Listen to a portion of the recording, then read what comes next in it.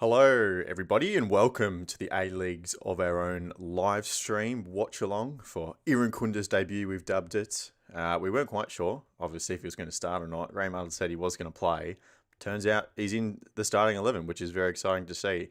My name is Lachlan Abel. I'm here with Christian Montagan this evening. We've got a couple other guys to join us a little bit later. But Christian, good evening to you. It's sure to be a fun one, Socceroos in Bangladesh tonight. Debut on the live stream. Yeah?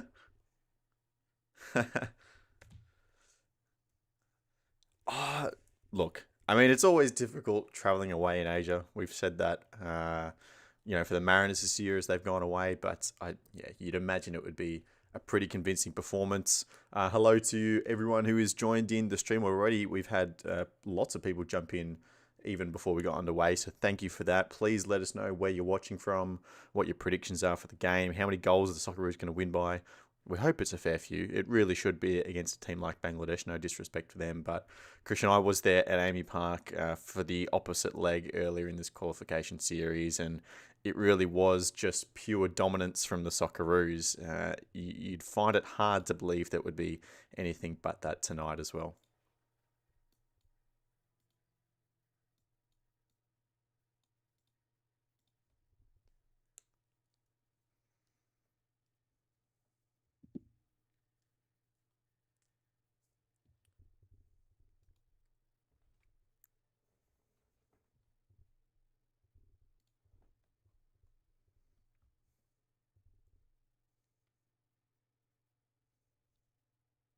Absolutely. So as we see the anthems getting played here, let's go through our starting 11. So we've got a graphic up on the screen. We've been debating this for the last half hour or so. To be honest, we're not really quite sure what we're going to see. Obviously, the back five is relatively set. We've got Boss, Rouse, Sutar, Strain, and Gauchi across the back. Looking forward to seeing Joe in goals as well. We think Boss will probably be, the player on the left that has the most license to sneak up the wing and to take control in those wide areas. And then perhaps you've got, the triangle of Irvine, Metcalf, and Hrustic in the middle. Perhaps Metcalf dropping a little deeper and Hrustic being the person to get up in that kind of right half space. But also, stay inside, Ryan Strain stay back, and leave Nesta that wide space and help isolate him out there to take players out one-on-one, potentially, is my kind of thinking, Christian.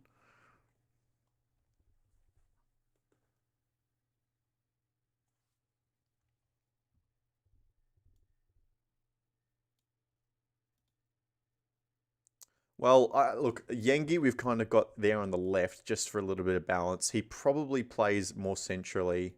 And then again, it's Geordie Boss up the left here that's creating a lot of the opportunity in those wide areas, like the three at the back that we've seen them play in possession recently. You could see Rouse slide across and then Boss go up. And so Yengi might drop a little bit deeper, but probably not too wide as we have him here, probably.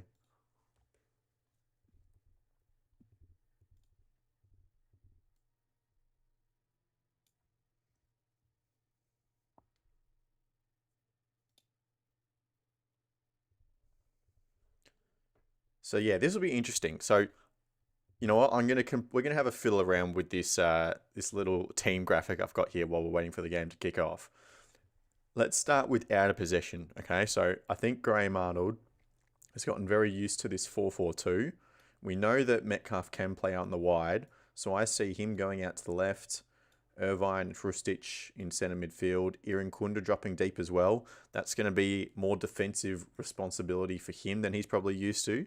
As we say good evening to Jacob Stevens as well, who's just finished off his dinner and jumped in. Hello. Good, thank you. We're talking tactics now. You'll love this. I just realised that Christian and Jacob can't actually see the pins that I'm moving around here, but oh well. I'm sure we'll have this kind of 4-4-2. This is what it's going to look like out of possession. Just to talk it through again, Jacob. Metcalf, left midfield, Irankunda on the right, which is probably more defensive responsibility than he's had to deal with before. But then that is a flat four and Yengi and Duke up top. And then when we get to in possession, I reckon Irvine drops deep, Hrustic in the right half space, Metcalf kind of in the middle, perhaps even as a two with Irvine. And then you got Irankunda up on the wing, Duke high, Yengi a little bit deep, and then Boss goes up and this turns into a three at the back here. So Boss a little bit like that, Irankunda out wide. We've got these narrow players in the middle, and then Boss and Irankunda attacking the flanks. That's what I think. Jacob, you're a tactical expert. Do you have many qualms with that?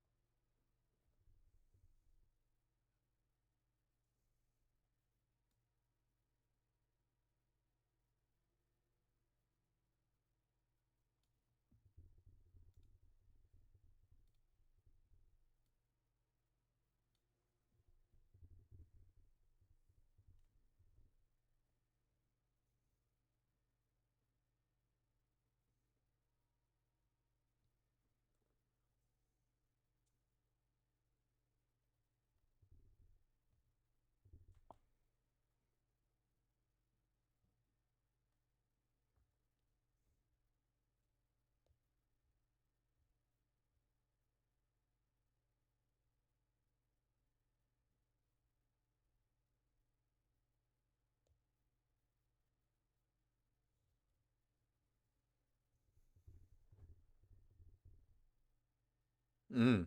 Scored a couple of goals, yeah.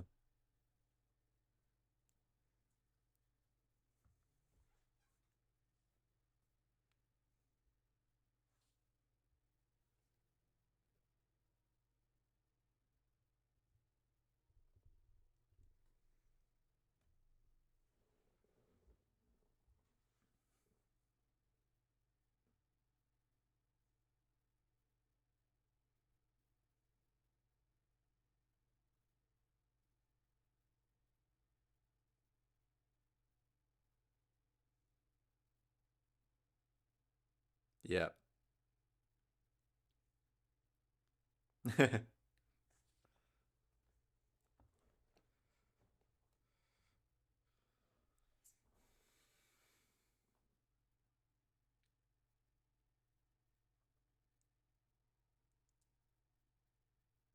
All right. Well, we've seen kickoff now. We are underway.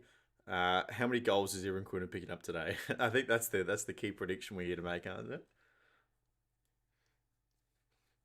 I reckon he gets three. I reckon it's a hat trick on debut.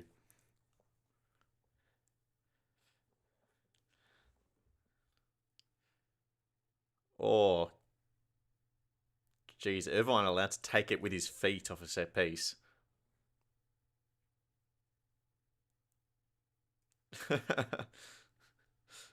Really making it a tough place to travel.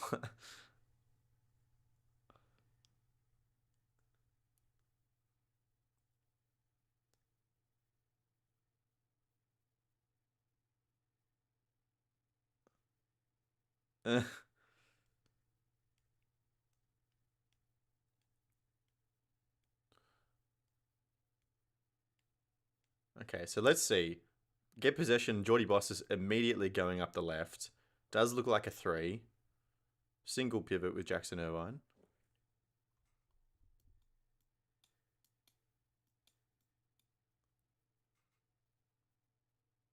Strains up as well, actually, yeah.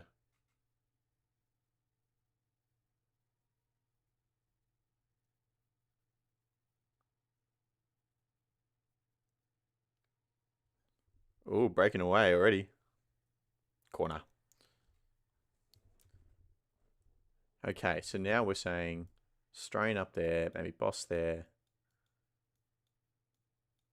Two, Gouchy pushing up as a sweeper if he needs to be. He really kind of just does leave that left wing space open, depending on how far Geordie Boss pushes up.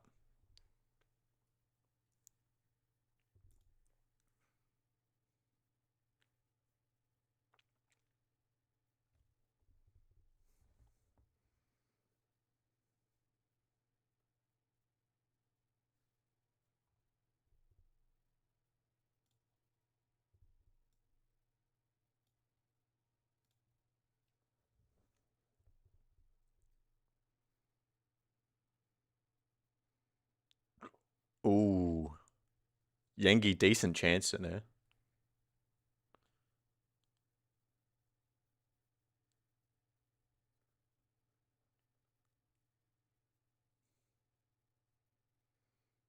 Here's Nesta in a bit of free space. Oh, it's a good pass.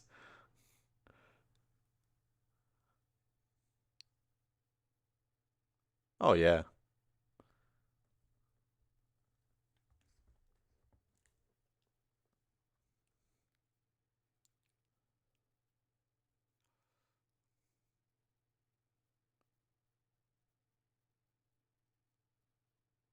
Absolutely.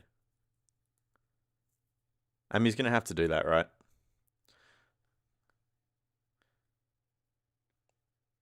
Especially with like it's almost like an obsession in modern football where you have to be the system player. Like obviously there's room for individual moments, but you have to play your role in the team all the time. And that's a lesson that Daniel Arzani's really learnt this year as well. Like we've seen Arnold has commented on his defensive work rate. Like he's never had that before, and Tony Popovich is really, he loves to set up his teams so that they can't concede goals, number one, and Daniel Arzani running back is a big part of that. Oh, Nest is through. Oh, close already.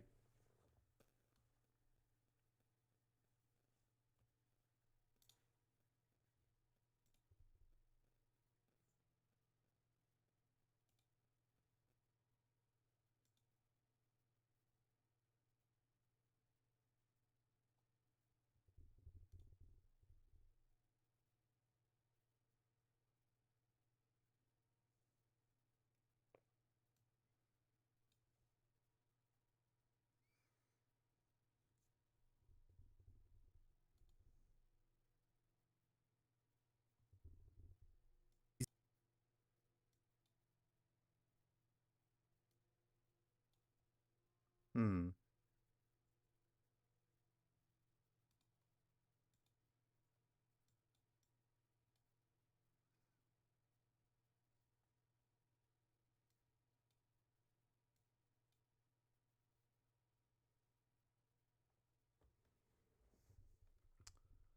Apologies, everyone. I'm not sure if your sound is coming through, which is not ideal.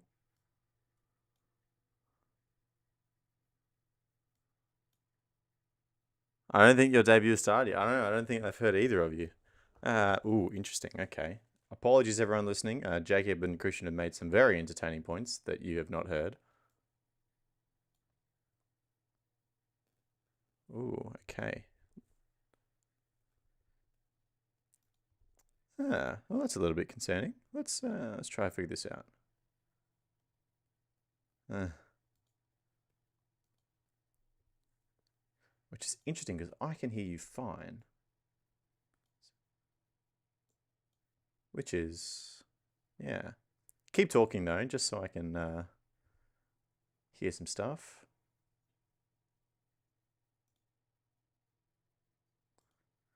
Oh my god. Okay. But why can I hear you in the stream not hear you? That is incredibly confusing. As I am desperately trying to pad here. Oh. Staying down though, Geordie Boss.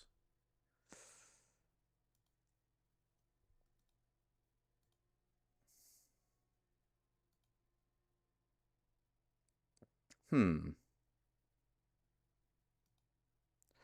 No, it really shouldn't have.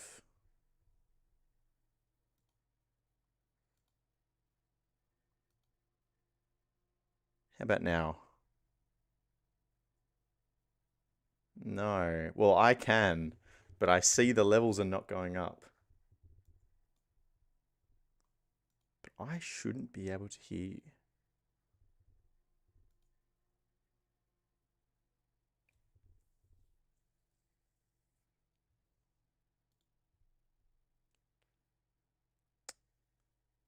Properties. Hello, Monique. Good to have you in. Apologies. We're just trying to figure out some audio issues.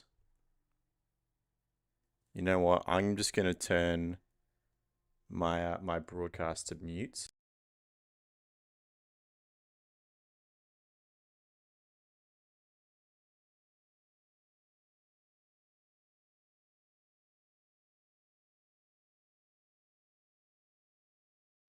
So hopefully,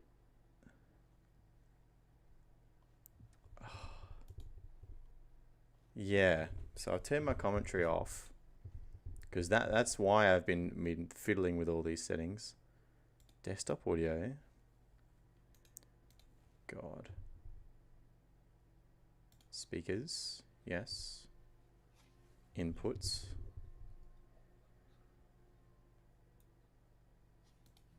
Raise a Keo. Go again, guys. Hello. I think we're good. Yes. And my official debut starts now. Please, Monique Paletti, if you're in the chat, please just give me some reassurance. I'm seeing the levels go up. I'm pretty sure you can all hear them now. But I would really love some confirmation of that before I throw to them again. Bangladesh counter attack. Oh, nice. Well dealt with. Easily dealt with. It's bad news if it's not working, Lockie, because Monique says that she doesn't have Paramount, so is reliant on us. Oh no, reliant on us as your commentary channel. We did think there would be a few people in here who didn't have Paramount Plus and just wanted something to watch. You can hear us all. Lovely. That is great news. And it's good to have you on board as always, Monique. I don't know if it's too early to throw around the superfan label, but shall we do our pre-game again? Well, why not? Well, all right. Well, hello everyone again. I know you've heard me talk plenty already, but Christian Monskun and Jacob Stevens are here as well. Ben Connolly says can hear now as well. Awesome. I feel a lot better now. Sorry about that, everyone. But basically, as you can see by our lovely starting 11 graphic that I spent much more time on than configuring the audio, apparently. We're still trying to figure out how the Socceroos are setting up. What have we learnt? You guys have been watching the game. I haven't. I've been looking at the audio settings. What's happening?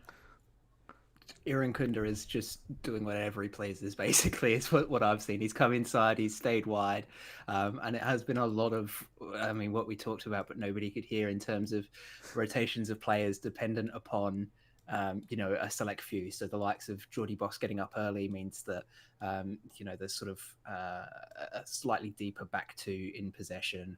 Irankunda getting on the ball and moving inside or outside.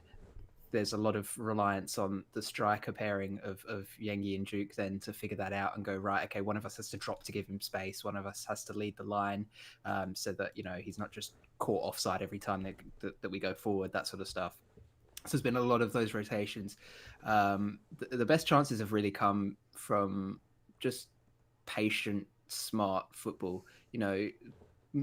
Shorter passes in behind. It's not just bombing the ball long and running onto it that's been effective for Australia. It's been, getting the ball into the attacking third and then playing passes to break the line from there rather than trying to do it from slightly deeper, which I think we probably were expecting with Tristic in the lineup, who there's a chance there from the corner. Yes, we do have to remember to actually be descriptive this time around because there are some people who are not watching.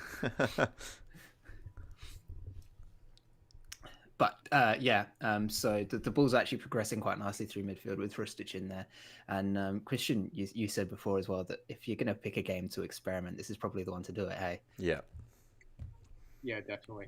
It's like I said before, less exposure on the counter-attack, although they did have an opportunity, Bangladesh, a couple of minutes ago, but we were quick in transition to get back, so there shouldn't be too many difficulties there. So, yeah, a lot of experimenting. We can afford that for sure. Yeah, so this 4-4-2 is the clear out of possession structure. Metcalf drifting wide, Irankunda tucking back in, and then you have the front two of Jengi and Uke. And Gauchi seems to be getting up on the ball a lot as well. He does.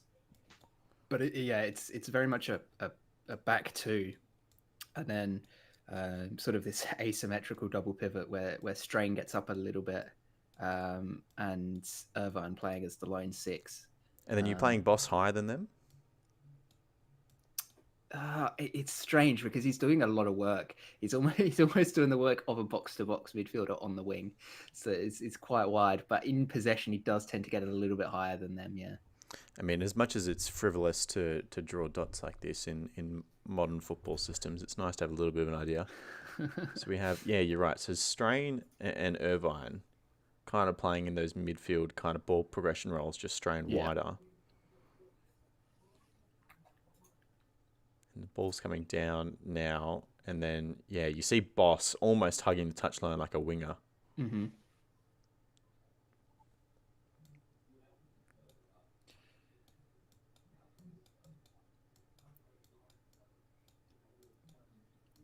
There you go. Have a look at that asymmetric amalgamation on your screen. We need some names for what this kind of formation would be. What do we call this? A mess. It's like a 2-2 slanted 3-3. 1-3.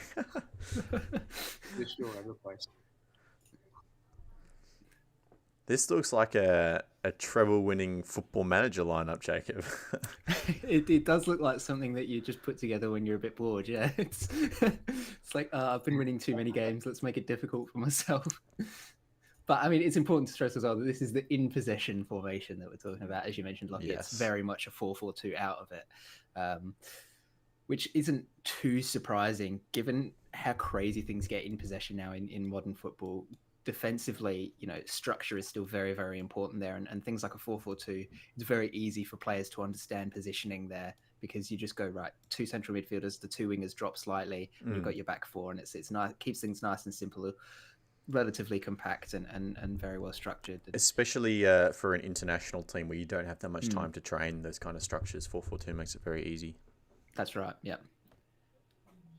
Look how deep this... the 4-4-2 position for too long. It should be like, what, 5% of the game, 95% of the ball. So, yeah, well, that's quite a high number. But look how deep this back 2 is sitting, by the way, as well, even in possession. It's clear that the approach is to get bodies forward, and to cover that, they've got to have somebody back. So you saw even Connor Metcalf there, number 8, just kind of drift into that left kind of central midfield, deeper kind of spot. And here's Duke coming forward. Okay, now we've got some position outside the box here. It's a good setup. Cleared away there by Bangladesh. That's what I was talking about there, where it's a bit more patient. They're still looking to get in behind the defense. They're not looking to run at the defense, but it's patient about it. There's a lot of movement, and you can have that because of the likes of the players that you've got up front. Irankunda, Duke, Yengi, you've got Boss getting forwards as well. So there's a flexibility to have them just doing all sorts of stuff. And again, here we see Irankunda on the ball. If that's on his right foot, that's a big chance. Yeah, cuts inside and takes his first pot shot from outside, but it looks like the pitch has probably just bobbled on him a little bit there. Very wet underfoot, what we're hearing. They were saying on the pre-game that there were people out there with towels trying to dry off the grass, which isn't the most promising of signs. You do that for tennis. You don't do that for football. Got to get the leaf blowers out. There are quite literally pools of water inside the goalie 6-yard boxes as well. Well, here we go. We're through. Yengi's through, in behind, crosses back. Duke pushed. No penalty. That's a push. Mitch Duke doesn't go down easy, but it looked relatively soft. Yeah. It looked more like there was just a collision rather than anything else. I think it's those types of plays we have to look at more, just like trying to split the defense with those 1 or 2 passes. Because if we try and sort of these too many combination passes in around the box, I think Bangladesh will, sweep it up quite easily. So we can't be too predictable in that sense. It's interesting seeing Duke and Yengi play alongside each other, because all of a sudden it isn't their sole responsibility to be the player that's on the receiving end of all those balls. Like we've seen Duke and Yengi both in the last 5 minutes. They're the ones in certain occasions playing the ball. And Zat Rustic, there's a nice ball over the top from Jackson Irvine into the box. Yeah. Rustic just not happy. He's appealing for a penalty as well, but it's going out for a corner.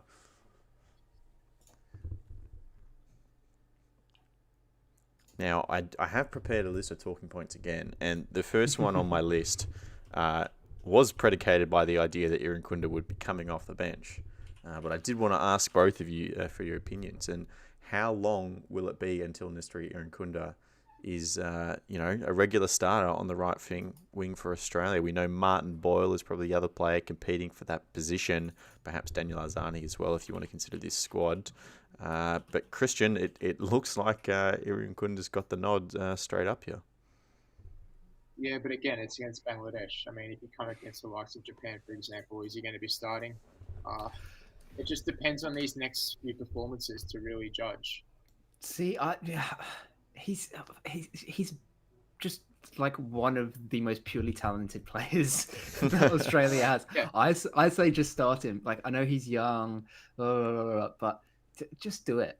Like, the longer you delay this sort of stuff. It depends on the system as well. It depends on the system, surely. It does. Well. It does depend on the system.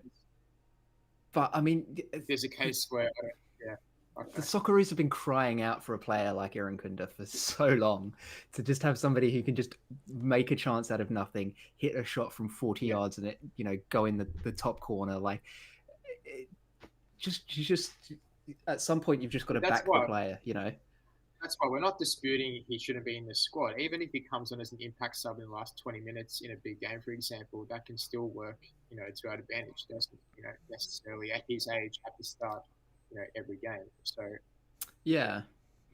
But I mean, the other point though is then, like, you mentioned somebody like a team like Japan, for instance, or maybe like a South Korea or someone, right, who's going to have a really high quality defense. Who's going to be the bigger threat? Is it going to be a Martin Boyle or is it going to be an Nistri Irankunda? And you mentioned bringing Irankunda on as the sort of like a super sub, but is that leaving it too late? If do you just start with the player who's going to make an impact straight away? Because I think if we were playing an Asian Cup in this window and the goal was to get results right now and win a trophy, I think Irankunda would be coming off the bench because he's 18 years old. That's the role that we've seen him for Adelaide United succeed in so well. He's been able to come off and actually impact games in the last 20, 30 minutes. But I think if you're looking, as Arnold has said multiple times, if you're looking for who you're going to pick for the 2026 World Cup, let's start getting the minutes into him because all going well, he'll be there. Yeah, for sure. And that's exactly what Monique has just said as well, by the way. Left a comment. Let's assume he needs as many starts as he can before the World Cup. 100%. Thinking about it that way, just get the legs in. Badge? You get a top fan badge, Monique? What was that? Sorry. Top 10 badge. We need one of them. The top fan badge. Oh right, I see what you mean. Well, people who are watching on Twitter better get over and subscribe to the YouTube channel. So as soon as we need some incentive. Yeah, you got to get the incentive. If we get, I think it's like 500 subscribers, and there's a watch hour tally as well. As soon as we get that, we can start doing like live stream members and get the badges and stuff like that as well. So there you go. There's your incentive. Get over to the YouTube channel.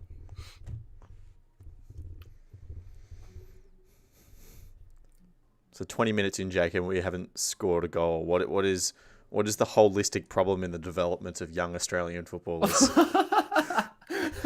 What a lead into that question. Wow. Yeah, I don't even know where to start with that. Yeah. We don't have to do this tonight. It really does seem like, I don't know, so much possession. I guess it was always going to be that way. Yeah. I just look at the space that, for instance, Irvine has when he gets on the ball. Like, it's just insane. The Bangladesh defenders just step off every time as there's a chance of coming out from the wing crossed. Looks like it's gone out for nice a goal bicycle kick. Or even worse cross. I told you, Lockie. 95% possession. 95%. What's the actual number? I'll check. It is 77.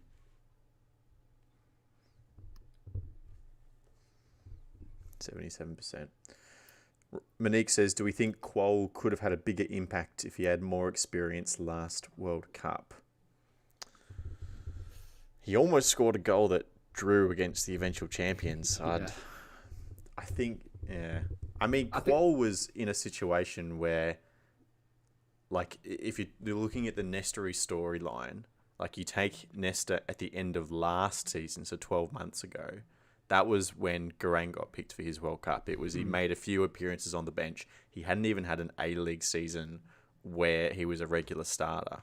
So, to your point, Monique, maybe if he did have that season where he was a regular starter, maybe he does make more of an impact at the World Cup. I don't know.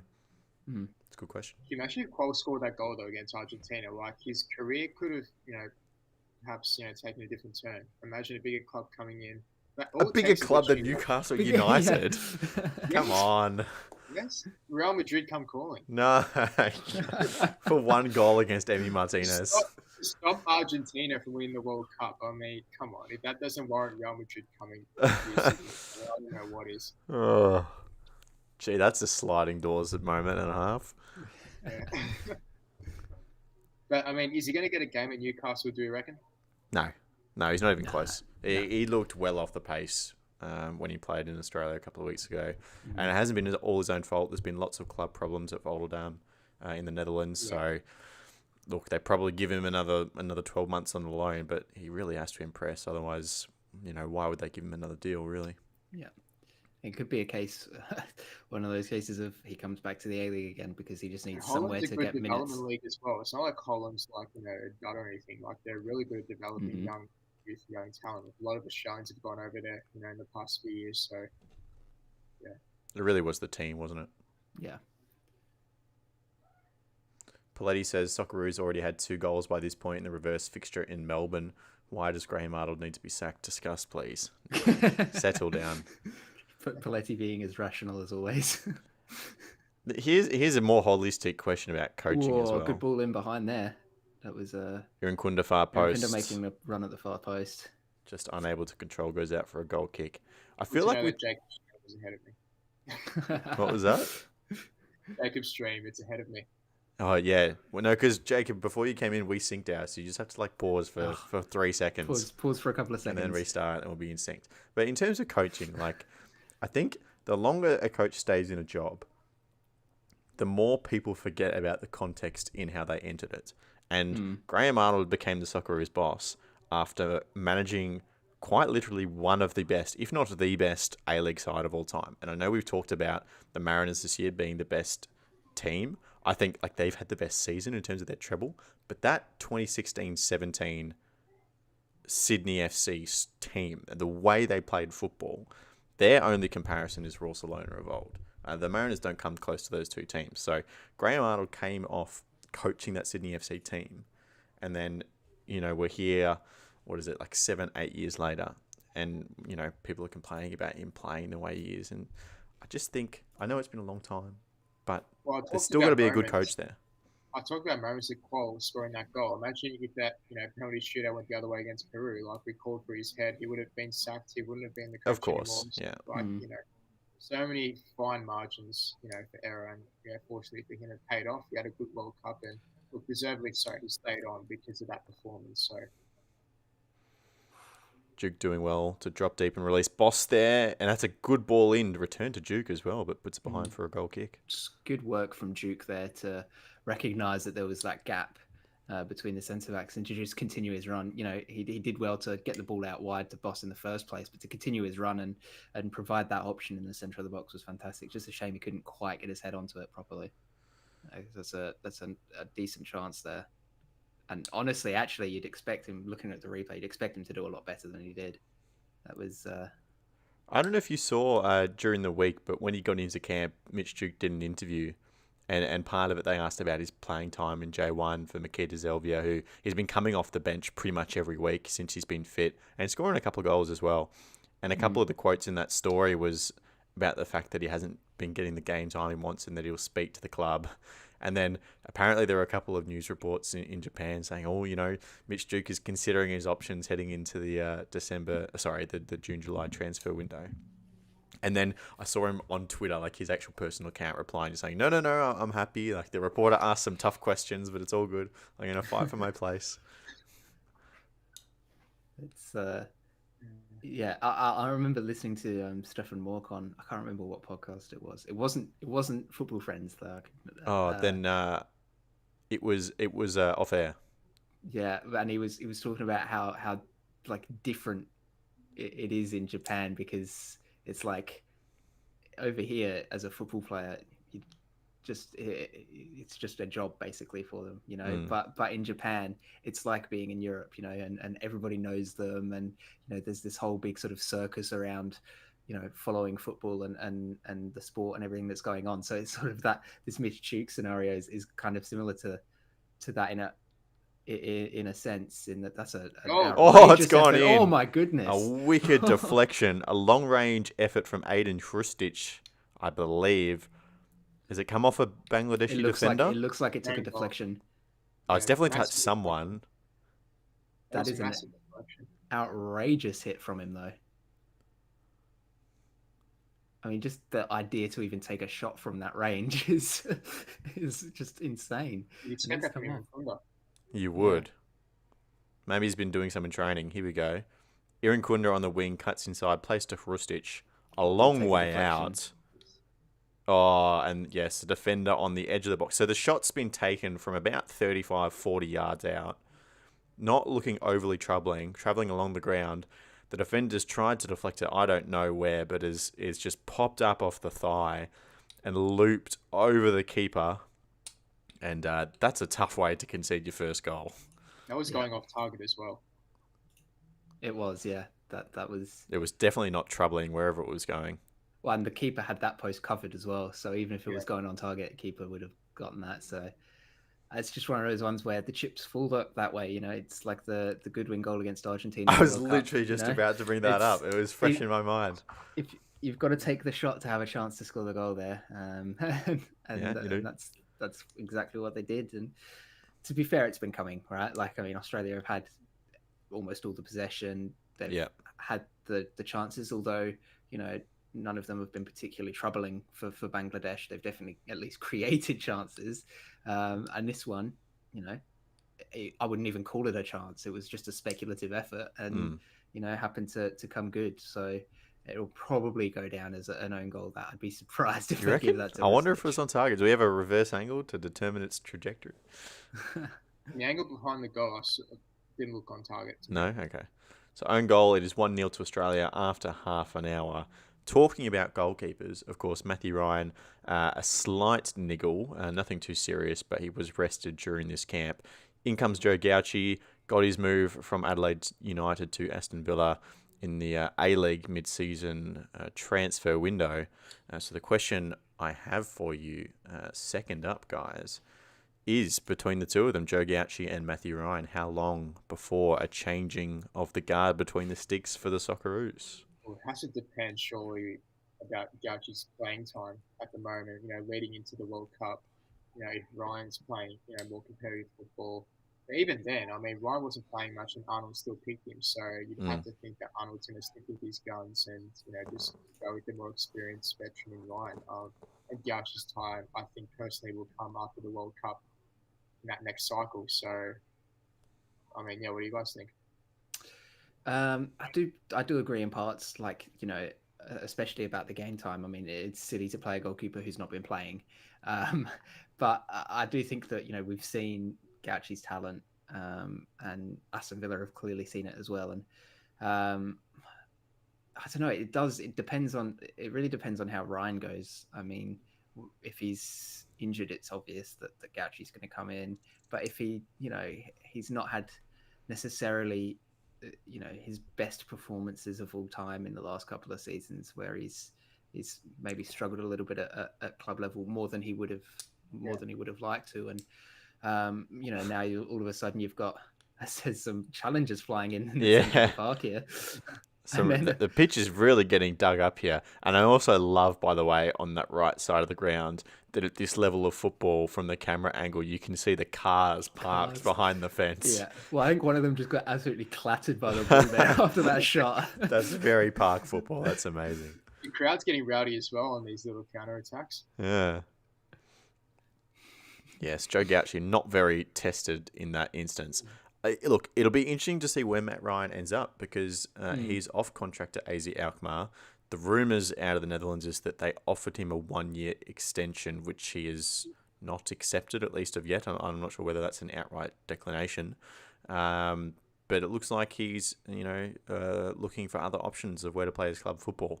Perhaps, I know the Central Coast Mariners are on the lookout for a goalkeeper. I don't know if it's that time yet for him. But there definitely is a level you'd think, Christian. I can't remember if it was you and I that were talking about this, but there has to be a level in Matt Ryan's head where in Europe, if it's, I don't know, the English second division or it's Belgium or whatever, the level of football, if it goes below a certain point, then he'd be willing to reconsider going back to the A-League. I just wonder what that kind of benchmark actually is. Yeah, definitely. And he's in a position where, Arnold's going to favour him. It's not like a foreigner coach is coming into the Socceroos and, there's this new perception of him. Like, he's got complete, faith under Arnold. His spot's pretty much secured unless he doesn't play competitive football. So I think if he does go to the Mariners, if that's a possibility, then I don't think it'd be the worst thing in the world going back to your old club, coming back to Australia. I mean, he's 32 years of age. I mean, how long does he have left really playing at the top? For a keeper, though. Yeah. Yeah. Could have 6-7 years. Yeah. I mean, Eugene Galekovic went on forever, didn't he? So, And I'm not saying Gaucho doesn't have the talent to start right away for Australia. I wouldn't complain if he does start, but I'm just saying from Graham Arnold's perspective, I just don't see him, starting Gaucho from now into the World Cup, not with that little amount of experience. I just don't see it.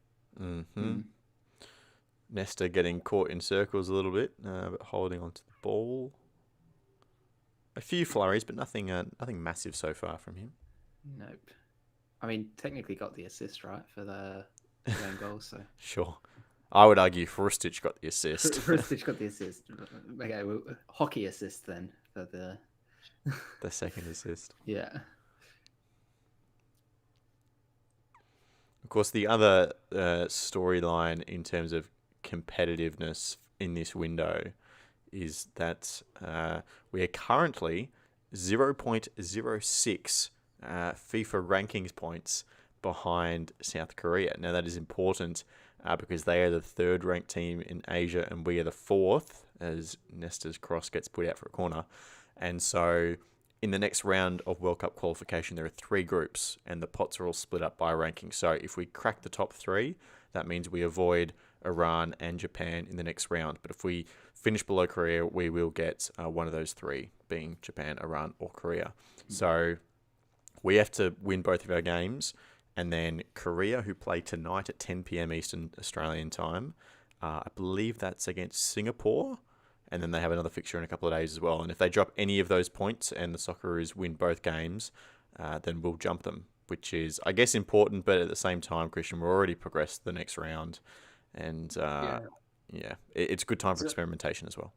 Is it less of a disaster, though, given that there's going to be more spots in Asia, considering the expanded format? 100%. Yeah. So we go from having 4.5 spots in the latest World Cup cycle to 8.5 spots.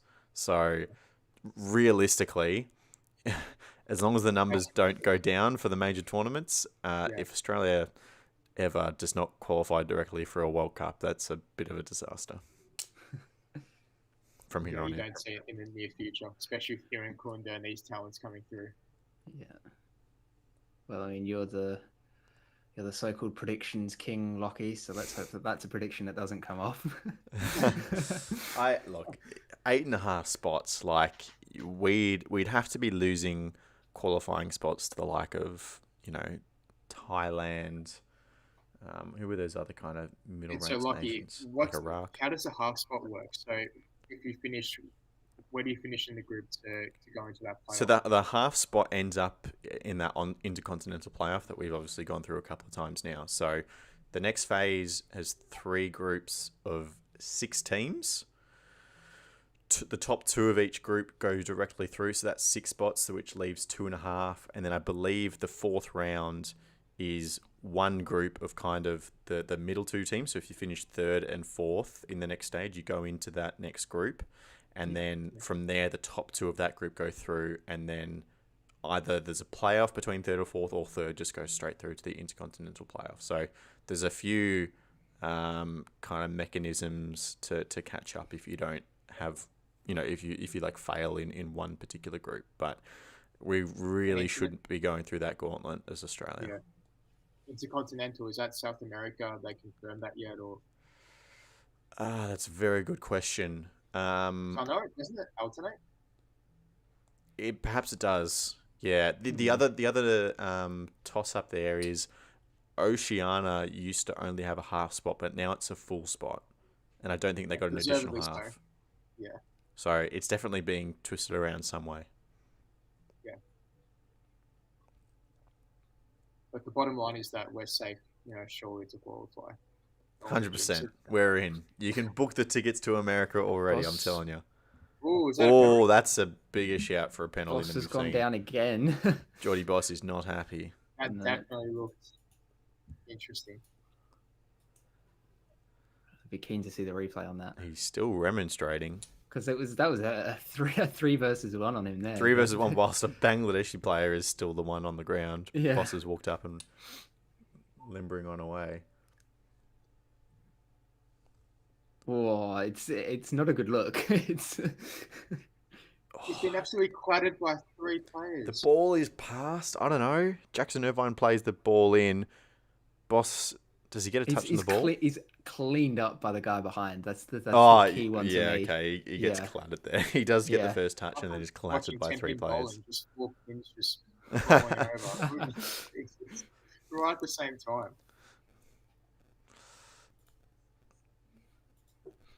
No, that was a penalty, no question. That's definitely the best of the 3 or 4 shouts that Australia have had so far. Of the appeals, absolutely. Yeah. I'm with you there.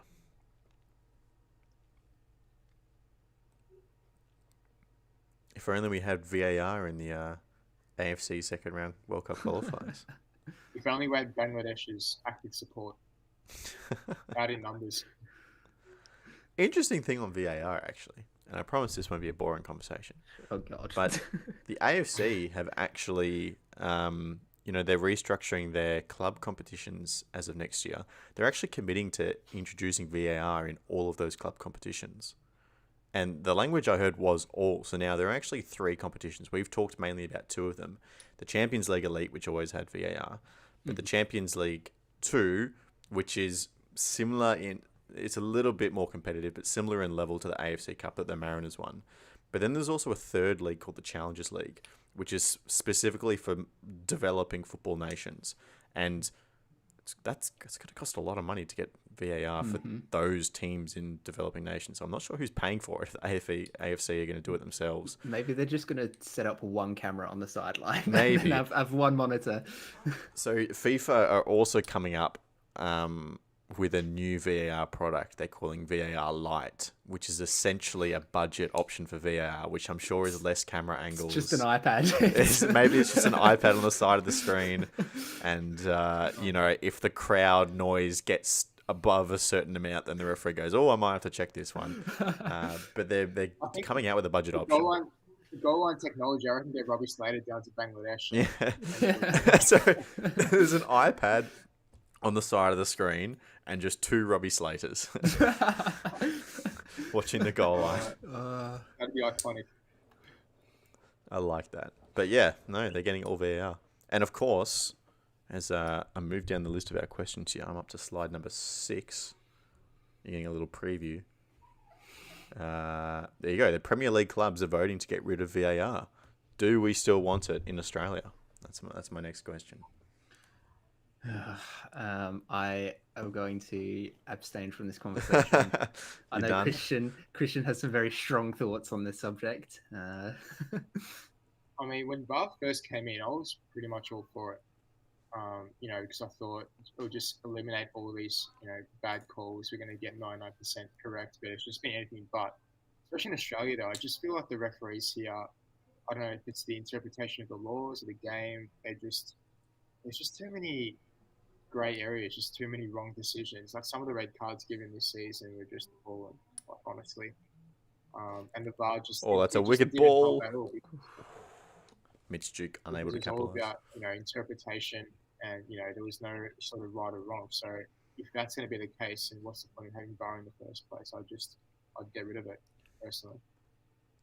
I think the problem with it is that it's that there are parts of it that can be automated, and then there are parts that, like you mentioned, Christian, are down to interpretation, and so you've still got that element of human error that can creep in. But then that being said, even some of the stuff that should be cut and dry and simple then isn't done. We haven't had the issue in Australia yet, but Offside, good process. yeah, that or last season the Arsenal Bournemouth game where they just didn't even bother drawing the lines for the offside. It's just that if you don't follow the processes, it's not going to work. The problem is we try and look for too much controversy. We try and pick out these little gritty bits where just let it flow, let the game. Even the offsides when it just a smidge it off. I know in the laws of the game it's offside, but just let it flow.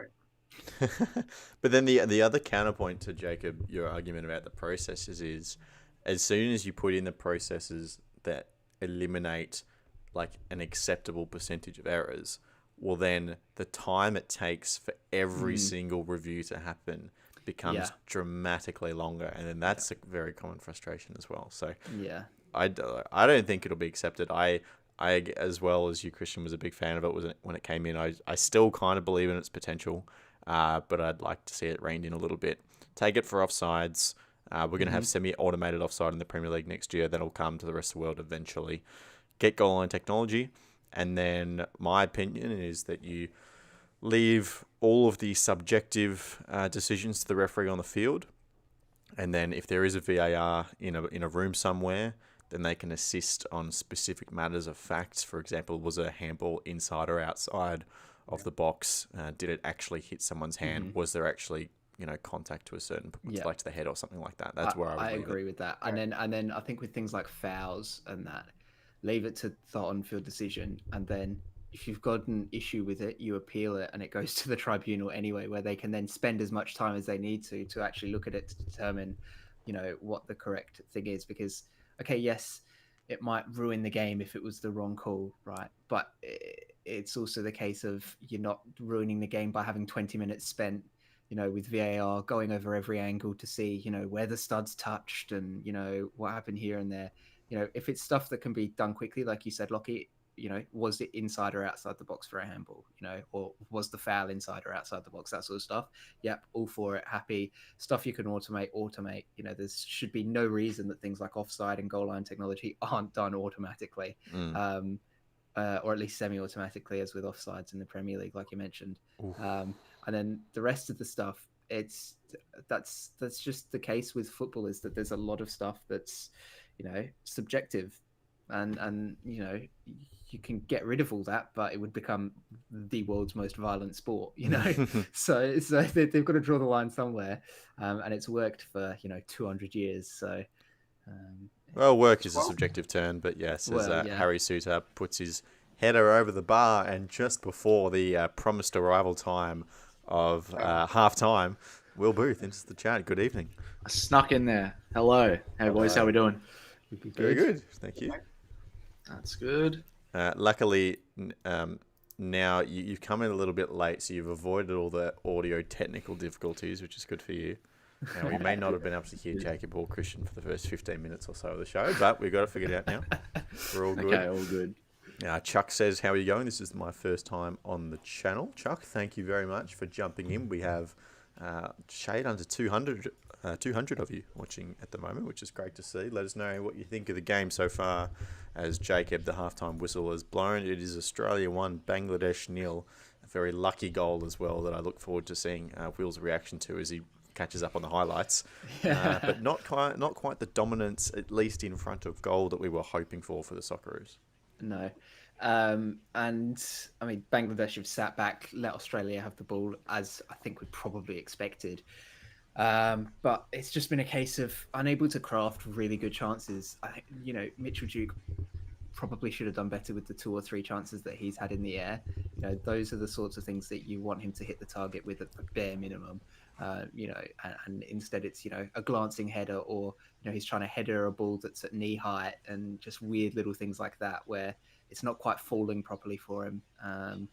And I mean, we spoke before about is it a case of he's not had a huge amount of match time, and match fitness and stuff like that.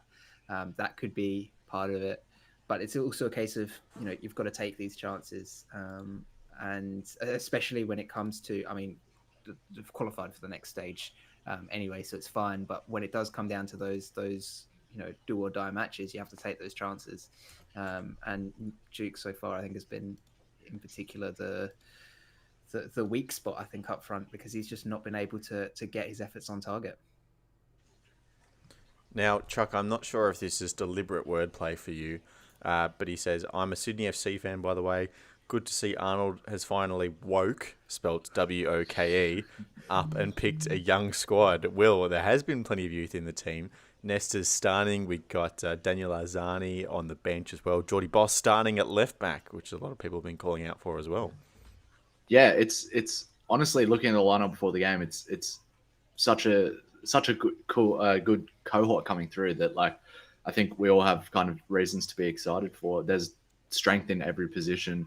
I think coming through, it definitely seems. Maybe up top is the kind of the weakest link in terms of the youth aspect of it. But yeah, no, an exciting cohort. But as Jacob was saying, if Duke's up there, if he is selected to finish those chances and to be the guy that takes that only if in a bigger game like we saw in the World Cup, he's there to capitalize and put away those chances, because we were created so few against a lot of the better teams. So if he's not doing that in these games, it's a perfect opportunity to mix it up and get Stamatolopoulos in there and see how he goes. We've got as Jacob said as well, we've qualified, and these games are the perfect arena for these young players to come in and show us what they can do, because there's definitely a few areas where this team still feels a bit stale, and as much as I love him, Duke is one of those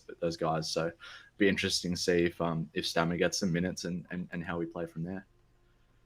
It will be. Thank you to everyone who's reminded me to update the scorecard as well. It is something that often slips the memory. It is 1-0, not 0-all at halftime. But Christian, what have you made of the game so far? Yeah, I thought there's been, obviously a lot of possession from Australia as expected. A couple of counter-attacks in Bangladesh, which, also expected given how high we've pushed up the fullbacks in Strain and Geordie Boss. So, I mean, I think our transitioning, in defence has been really impressive. I thought a couple of good challenges there put in to stop those counter-attacks, because we know we're going to be threatening, going forward in the final third against a team like Bangladesh.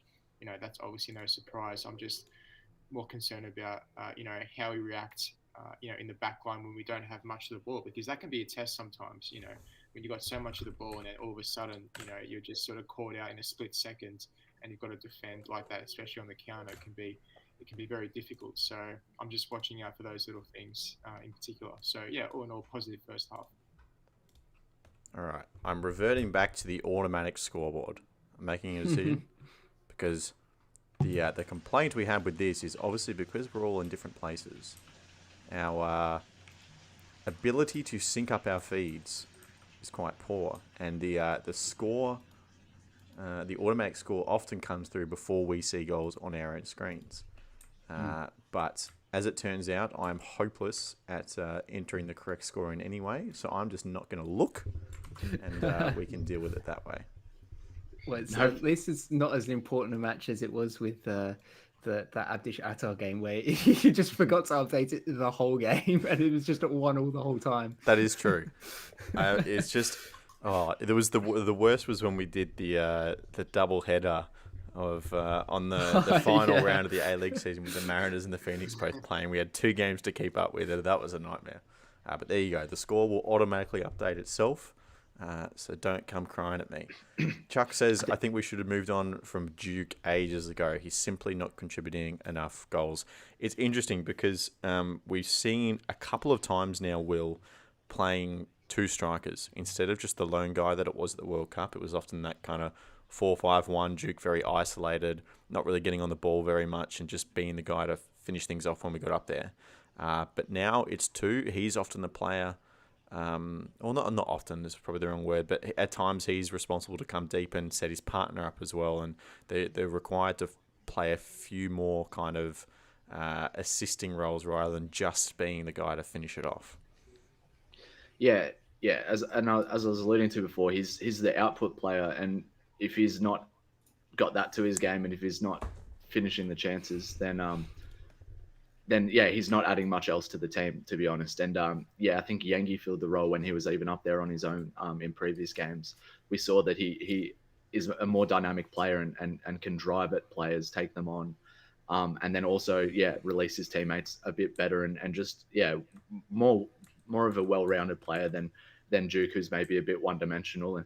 And there's definitely games that call for him and that type of player, but against opposition like this, you would have expected him to take a few chances by now. And I think it's maybe time to change guards. I think in the Socceroos striker position, it's definitely it's calling out for a name to step up and definitely take that. And maybe we see that in Stammer. So exciting to see if he gets a chance this game. I think it's also, if they're going to continue to bed Irankunda into the team going forwards, Duke is not the sort of player that's going to benefit from having somebody like Irankunda on the pitch, and Irankunda is not going to get much benefit from Duke either. Duke is very much your prototypical sort of target man striker, right? He's tall, he's good in the air, usually good in the air. He's not been tonight, but that sort of a player. Irankunda does not cross the ball near often enough, and not with the sort of touch that is needed for somebody like Mitch Duke to really capitalize from it. And similarly, Duke isn't the sort of player who is going to be able to drop deep into the midfield, turn a man, drive towards the defense, draw defenders towards him, and then, play the ball off to Irankunda in space, right? Like, it's a case of it's simply a relationship that doesn't seem to work just looking at it purely on paper and from what we've seen from the two of them across their careers so far.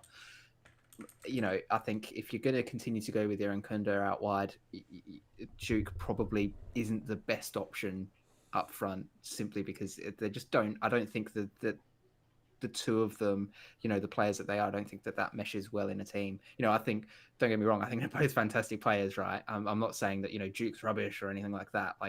But I just don't think that necessarily those are the two sorts of players that you want in the same team, because it just creates a mess and they don't mesh very well.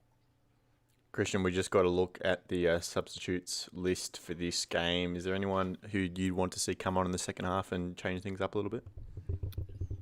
Probably speaking of strikers, probably Stammer. Just to see what he can do in the second half. Obviously already 1-0 up. We're going to be dominating a bit more of the game now. Bangladesh wanting to have a bit more of the ball and, obviously trying to find that goal. So spaces will open up. So, interested to see what Stammer can do. Yeah. In agreement? Yeah, I agree. And then you can also then have Stammer lead the line and move Yengi out wide.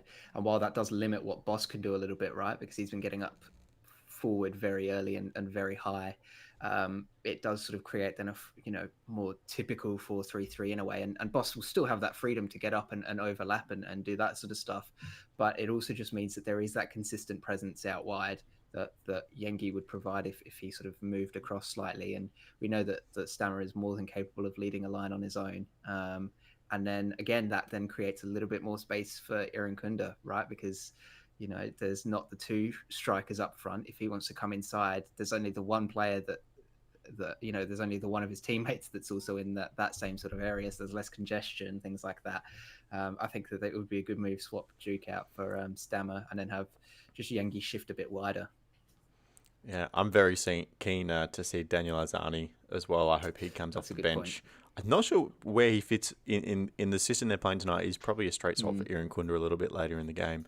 But Daniel, who is someone I've loved watching live this season, Chuck was asking what A-League teams we're fan of. Christian and I are both Melbourne Victory supporters and had the privilege of watching Daniel live this season. And just so many times you think he's trapped in a corner and he's being double teamed down that right-hand wing. and somehow he just skips over the baseline and throws the ball past him when he's in behind. So he's been amazing, and Christian, I'm definitely keen to see him back in a Socceroos kit.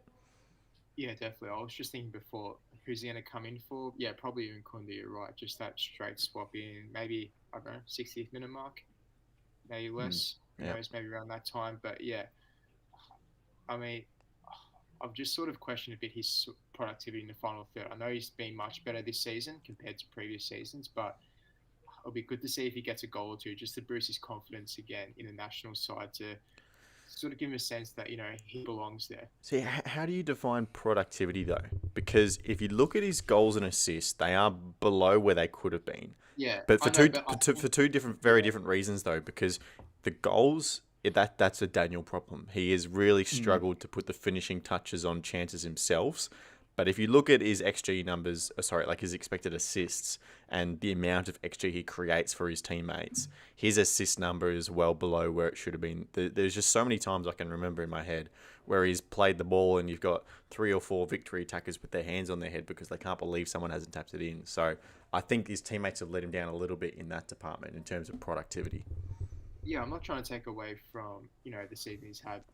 Obviously this season he's definitely is creating a lot of chances. The XG does prove that, but the amount of good positions he does get himself into, you know, scoring goals, for example, you touched on, that's sort of one of his weaknesses that, if he gets that into his game more, if he can start finishing a few more of these chances where he gets in behind the defense, he puts himself into good positions, we could be seeing a completely different play, full of confidence, just that extra bit of quality that you can rely on. And, they'll give Arnold, a big headache to ponder.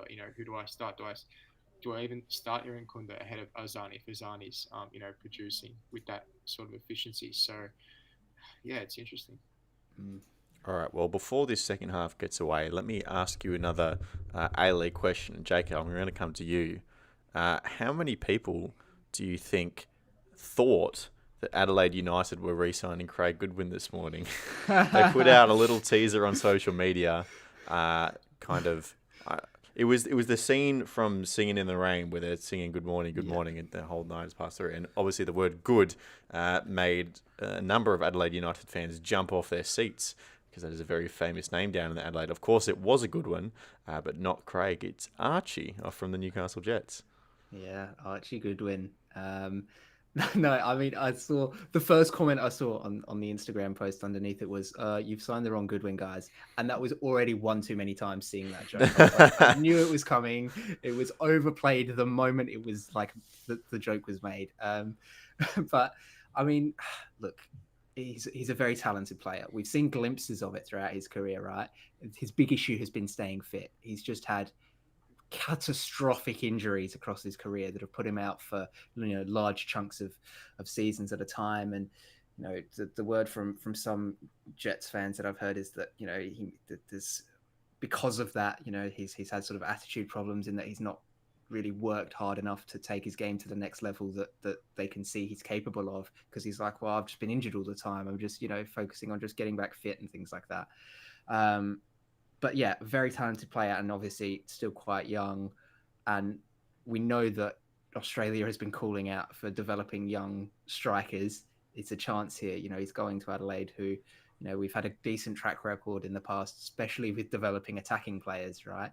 And getting them opportunities to go overseas and things like that. So I think it will be a good fit for him if he can stay uninjured, right? They've got to wrap him up in bubble wrap, do whatever they can so that he avoids getting injured again, because I mean the talent is undeniable, right?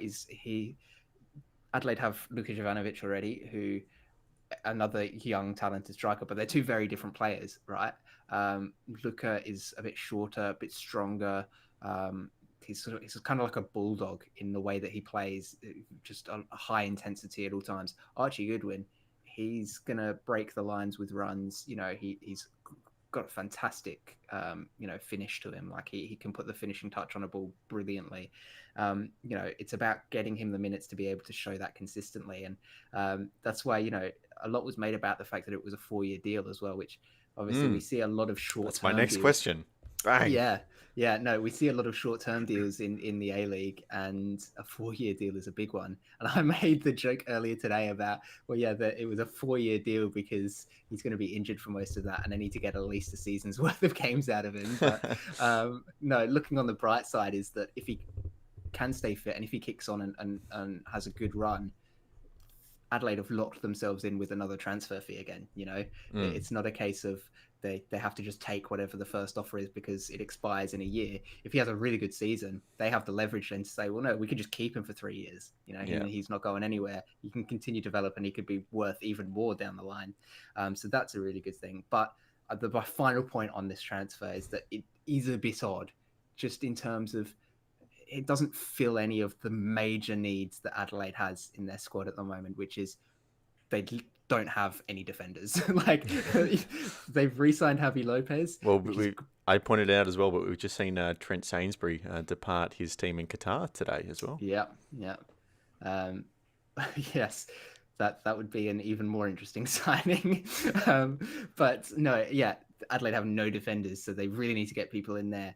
They already have a couple of talented young strikers on the team in Toure and Jovanovic, and there's been the perpetual rumours of Moussa Toure going over to France, but nothing that actually eventuated from that yet that I'm aware of in an official capacity. So still waiting on that. So it does seem like at this point in time, it's a strange one because of all the strikers that Adelaide needs, it's not a young, talented, potential, high ceiling player. It's somebody who you can rely on to get double-digit goals a season. Sorry, I'm just laughing as Aiden Frustic has been fouled, and the Bangladeshi player is being very remorseful, and Frustic is having absolutely none of it. He's he did a pre-game interview as well where he was asking how they prepared for the game, and he was just like a stone-faced killer. Like he was not in the mood for a small talk at all. He was very hard-nosed about it. But just as we wrap up this point on the Archie Goodwin transfer, Will, I cannot remember off the top of my head the last time I saw an A-League player sign a 4-year contract. And it's really promising, especially handing out to young players. We've talked about the fact that A-League clubs are now starting to get rewarded by handing out long-term deals because, you see Alex Paulson have a few good games, you sign him on for 3 years, and then within 8 months, he's getting a $4 million transfer to Bournemouth. Clubs are being incentivized to hand out these long-term deals now, and now they're getting even longer. Yeah, no, it's so good to see. Honestly, there's not much downside because these aren't the type of players, the young players especially who want to lock down for longer, aren't the ones that are on the highest contracts. And so there's not really much downside. Like if they're at a certain point where you already know they're somewhat ready for this A-League level, even if they don't eventually go overseas, you haven't kind of backed yourself into too much of a massive corner. It's honestly the best kind of risk to take because there's just not much downside to it. We saw Docker get locked up for 3 years as well by the Mariners. And yeah, no, I think clubs will, have started realizing that this is the way forward. And we're seeing in that Bournemouth transfer for Paulson, it's just that can set a club up for 3 years. Just one player sale from a player developed at the club can fund the club for 3 years basically. Like it's we're talking about that kind of money. So definitely where the A-League is headed in terms of that being that player development league. And we need to remove the stigma around that as well because there's no problem with that. Like it's only beneficial to the players and the Australian national team, obviously. Paulson with New Zealand, the New Zealand national team too, with these players kind of getting these moves, and we see with Paulson, he had multiple clubs interested, and I think with his transfer will lead to a lot of future interest, especially. And I think if players are getting looked at by multiple teams and they have, multiple choices in where they go and maybe what level they choose, they're not kind of only got interest from one European club maybe, and they have to make a certain step. They can actually be smarter with their career choices. And if they've got multiple clubs offering in for them, then they can make the right move for their career. And it's massive for the league, and it's really good to see. Absolutely. We've seen our first substitution of the game, Joshua Nisbet on the field for Aiden Frustic. Looked like he was a little bit sore after that incident I just mentioned. In the space of about 60 seconds, we saw Frustic wobble off the field, a Bangladeshi player have a sit down on the field after probably rolling his Taken out ankle by or a something. sniper or something, yeah. Yeah, Just the went pitch down. did not look fun. No. Irankunda then skipped past to a player on the right wing and blasted the ball, went into the side netting. I thought it was actually given a goal kick originally, but it looks like they're setting up for a corner. And now Josh Nisbet has made his way onto the field. And Jacob, I don't know if you noticed as well, but Connor Metcalf started in that kind of sixth position in the hole there as well and build up. Mm-hmm. Yeah. And I mean, we were seeing Irvine get further forwards in that first half as it progressed anyway, to the point where he was sort of sitting just on the edge of the D, just off the 18-yard box. So it doesn't surprise me to see Metcalf dropping a bit deeper as well. It provides a touch of structure to the midfield, which so far has been, literally just Irvine, right? Like, everybody else has been getting forward. It just gives, there's another Bangladesh player is on the floor. A header well won by Harry Sutar. Maybe it's just the force of Sutar falling back down to the ground. Well, he's off near the sideline by the looks what of the it. hell? So I don't know where he's gone. What's happened here? They're calling for the stretcher. Is this the guy that was injured before and he's just gone down again? I'm literally rewinding back to what's happened. Yeah. I want to see this. Monique's happy. Nizzy's coming on. Yes, the Mariner himself. They've called for the stretcher here. It does appear he does not look like he's having a good time down there. The pitch is not the best, it must be said. It's apparently very wet, so soft underfoot. You can imagine getting caught up in that. But unlike what usually happens when the stretcher is getting called for, they actually are using it. So that does not look fun. And Bangladeshi player looks like he will not be returning to the field. I love this as well, the fourth official with their substitute board. It's not electric. They have to manually put the numbers in, like flip them over like a scoreboard at a local club. That's great. Have you seen the actual scoreboard as well on the side? It's like Adelaide Oval over there. It's heritage. That's great. Maybe Nizzy is the answer to the striker option. We see him play like he does in Clubland. That's true. Yeah, he plays that kind of second striker role. Yeah. He's far forward now, but that's only because it was a corner, obviously, and you don't want him in the box for that. Oh, here you go. Monique's brought up an interesting point that her and Chuck have been talking about the Mariners. I'm interested to see if we can get a Champions League elite trophy next year. That would really be something special. And I've thought about this a little bit. Obviously, we've known that the Mariners are going to be playing in the ACL Elite for a couple of months now, really, ever since they won the Premiership. And I'm a little worried for them because we know they're going to lose some quality players. I don't imagine Josh Nisbet being there this next season. I don't imagine Jacob Farrell being there next season. I think they were extremely lucky, to be honest, to keep a hold of Mikhail Docker, and that's probably only because he loves the lifestyle in Gosford so much that he wanted to stay. I think they're going to struggle to retain their key personnel, and going up into a competition against the best that Asia has to offer, I think they're going to struggle, to be honest. But I will add the massive asterisks that I thought the exact same thing last season, and look what they did. So I was about to say everybody was saying that last time. So. Yeah, 100%. Can't write them off. I think they have the potential for a few big upset games, but yeah, over the format and the games played and everything, it's pretty unlikely that they mount anything that they did this year. But no, it will be interesting how they come up against some more kind of tactically interesting teams and how it works against how their current style of football works against that. And yeah, no, excited to see it for sure. Might If the sneak off to Mariners an away win 3 day. in a row, is that the best dynasty in the A-League? Surely. If they win With another Barcelona. championship, we're in that conversation. Yeah. And if they win the Champions League, there is no debate. 100%. No, Yeah. Oh, is that in the Champions League? That's just another tier. I was just talking about the championship. Yeah, definitely. Then yeah, it's close to Angers Barcelona, right? Like what was the streak over 70 something games over the 3 seasons that they went, and yeah, Monique said in the chat, we don't talk about that. There's a little bit of a delay, but I'm assuming that was as I was rattling off the names of Mariners that might not play for them next season, just given the levels of interest. Chuck says, which Socceroos players should be looking at getting a transfer this summer? I mean, the obvious one is, of course, Harry Suter. He's been frozen out at Leicester. He spent, was it 12 or 18 months there, something like that, and has barely played a game of football. So that is definitely a concern. Hrustic already hasn't moved to Heracles. That's been good. He's starting to get some minutes. Who else are we on the lookout for? Like Strain was released, wasn't he? Yeah. Strain was released, yeah. But then with Suter, I mean, a new manager is Maresca's leaving, so I don't like. You want to see, you kind of wait to see who's appointed, and you'd have a chat if you were Suter before making any plans. But yeah, no, that's fair. Good enough to be playing definitely at that championship level at least, if not Premier League. So. Yeah.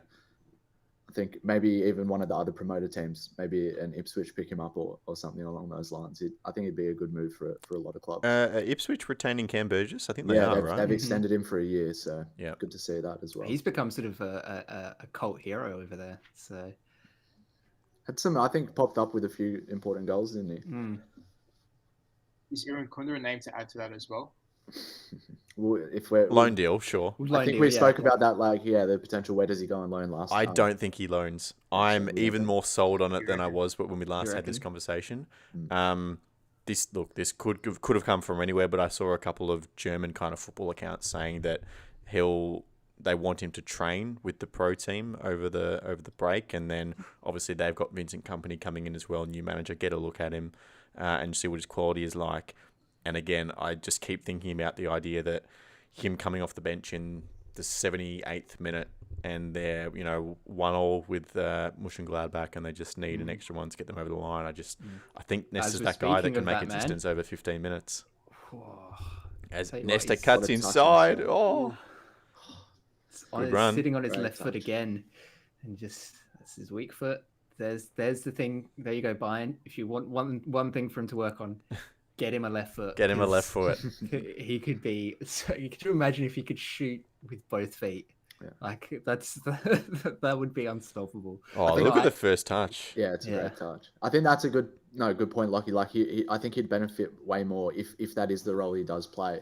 Is 10 minutes and 15 minutes in every couple of games for them, and just being training with that quality. 100%. Like, and Kompany has shown that in that season he had in the championship that was good. We won't talk about the Premier League season with Burnley, but he did trust like young players and in his own philosophy, and he stuck by it and by his principles, and so he does strike me as a manager who would it's different have him around. It's different at Bayern when you've got to win. So I think relying on the youth coaching Burnley, but when you're coaching Bayern Munich, you have to win. Like, there will be opportunities with the German Cup and stuff, but yeah, it's going to be tough. But I think even judging by his appointment, it signifies like a big reset in that club, and I think even from inside the club, maybe they know that they're probably not going to be as dominant, obviously, as they were, and this is a couple of year reset, and I think that's what's kind of known in the club. So yeah, I don't know, maybe they go into the season thinking that they're not going to win anyway, letting Xabi Alonso kind of get his second title before he gets the Real Madrid move. A couple other players that were mentioned. Chuck said Jacob Farrell needs Socceroos call-up bonkers. He hasn't been selected yet.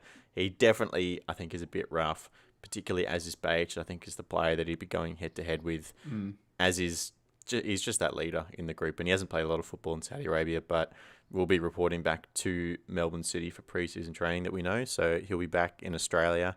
And then the other names mentioned, Matt Ryan looks to be leaving AZ. That is correct. He'll have to find a new club. We were talking about him before.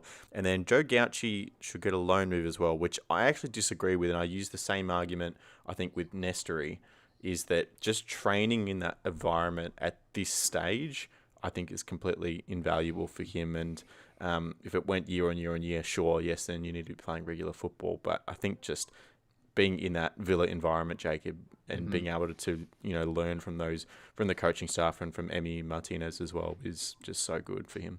Yeah, well, and I heard him talking about it before a few days ago as well. And when he came into the ranks at Adelaide, he was the third choice keeper because it was Paul Izzo, James Delianov, then him.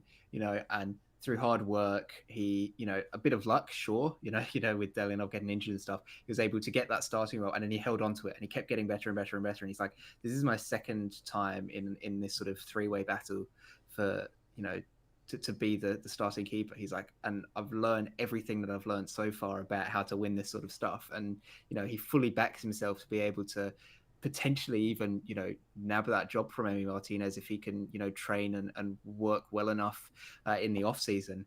The one thing is, if he doesn't get that spot, keepers, it's one of those things where they need to have consistent minutes.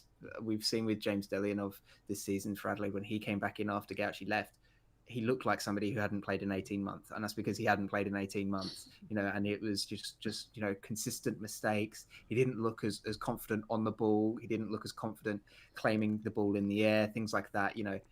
That's a big part of a keeper's game. And, not playing slowly wears away at those things. And, I think it could be, detrimental if he doesn't get minutes.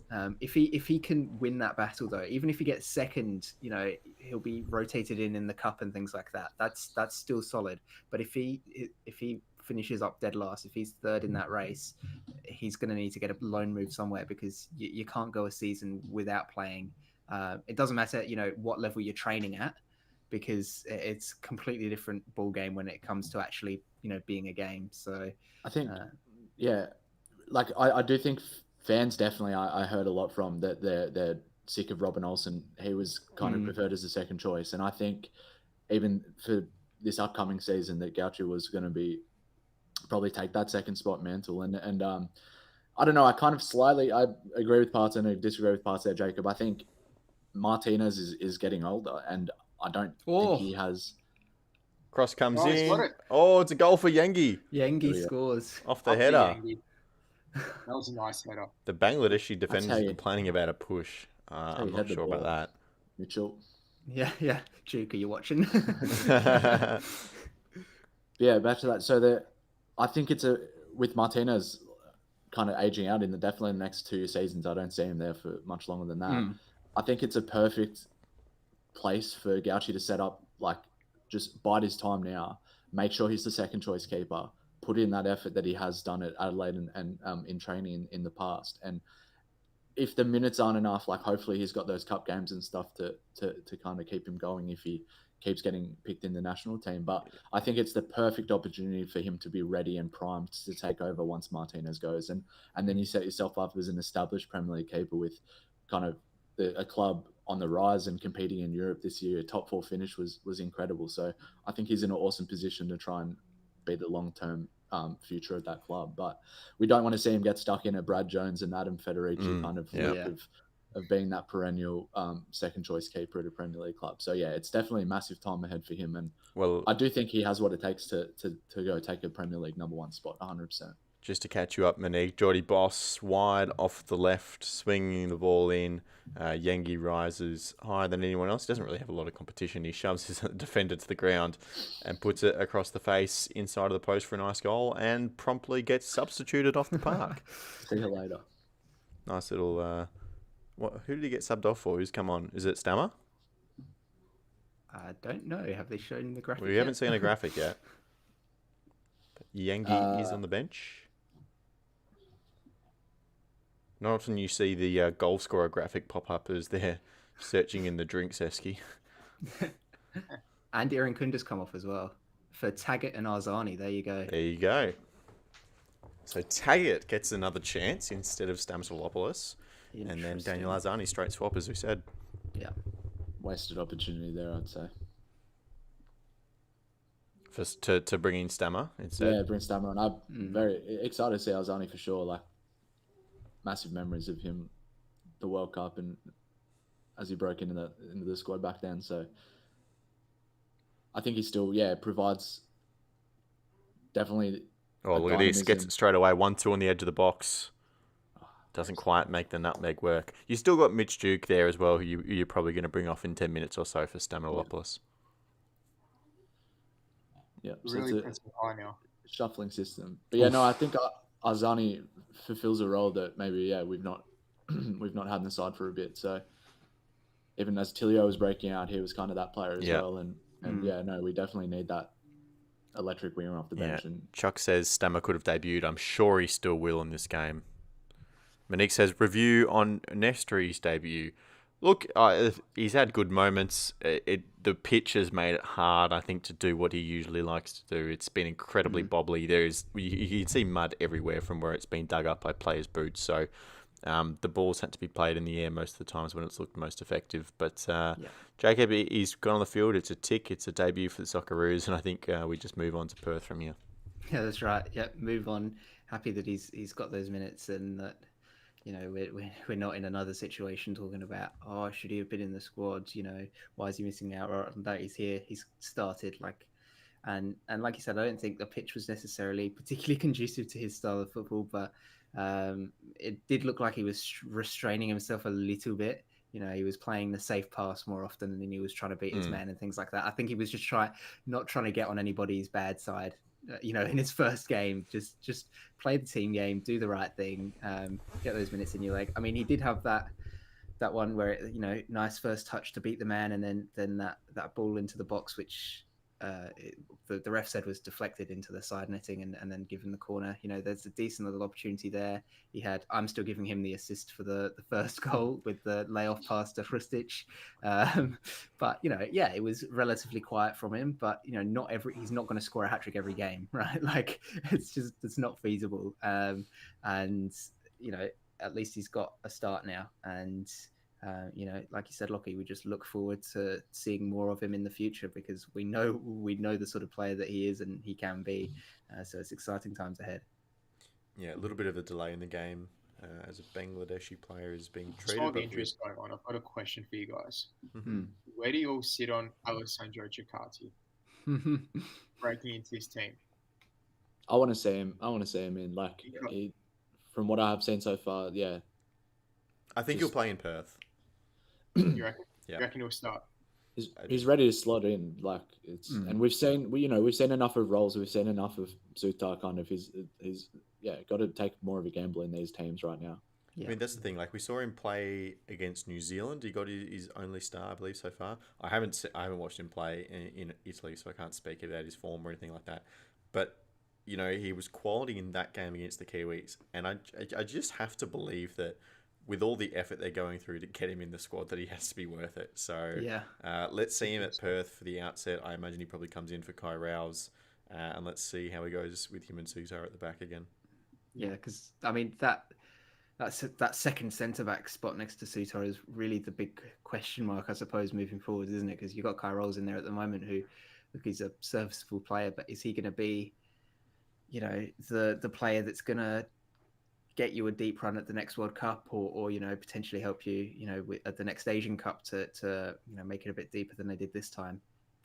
Probably not, right? Like, you've got Sutar, who's that sort of borderline Premier League quality. You got then Cecatti, who, he's getting minutes in Italy. Like, he's not doing it at a dodgy level or anything like that. Like he's doing it at a high level. And like you mentioned, Lockie, the limited that we have seen from him in the national team shows the quality that he does have. So no, I think it would be fun to see him. And you're right that this game in Perth is going to be a good chance for him if Arnie decides to go that way. I honestly would be surprised if Arnie did pick him in that game. I think I could see him getting minutes. I don't think I see him starting.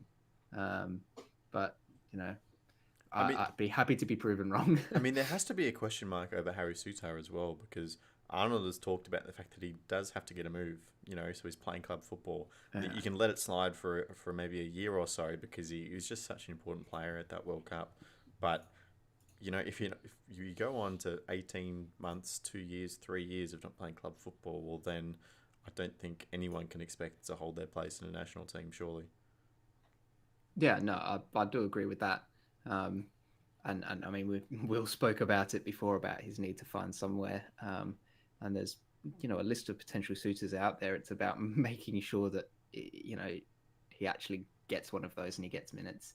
But I mean, then the converse can also be true in that, Harry Maguire for England was in this sort of a situation as well for a while, in that he just wasn't getting minutes for United and was consistently starting for England and doing a very good job for them at the international level. So it's not necessarily the be all and end all if he doesn't get minutes. But you are right in that you would prefer your starting centre backs to be getting consistent minutes. Socceroos are one position back high up the field here. Daniel Arzani centering ball. Oh, I think that's Taggart that's just put it over the bar. It is Taggart, yeah. They did very well to press the Bangladeshi defense there and win the ball back high up the field. Oh, it was actually Josh Nisbet with a crossing. Yeah. Oh, I don't know about you, but my feed's gone. Yeah. That's the stadium. Yeah, I have a nice still image of the ground. All right, well, Monique, we can't see anything either, so we're all blind. Look, just before anyone starts saying it, I don't think this is a Paramount issue. No. This would be the original feed from the production company in Bangladesh. Yeah, Paramount would have just bought it. Yeah, we're still and we're just looking at a training image now, what it looks like. So, oh, we're back. Yeah, okay, it's back. There we go. No tuba guy. I want to say tuba guy. No, no tuba guy. Christian, where did you sit on Chakati? Obviously now being promoted to Serie A, I mean, we're speaking about Irankunda and, training with these top players. But Jakarta now coming against some of, the best teams in Italy, it's going to be a great experience for me. He's going to learn a lot. I think he'll only grow from here at such a young age. So, I mean, it just depends, again, on the situation at Sultan Rails. The game time they get, if they don't, find a club soon, especially Sultan the next year or so, then I think definitely give Jakarta a shot. He's definitely got a lot of potential, as he's shown in the games he has played for the Socceroos. So, yeah, but that's great. It's a great aspect because at least we've got options up our sleeve where we don't have to rely on, the one or two, centre back, options like England, like Jacobs England, for example, and Maguire, just sticking with him the whole time because there's no one else that they prefer. So it's a good thing. It's healthy.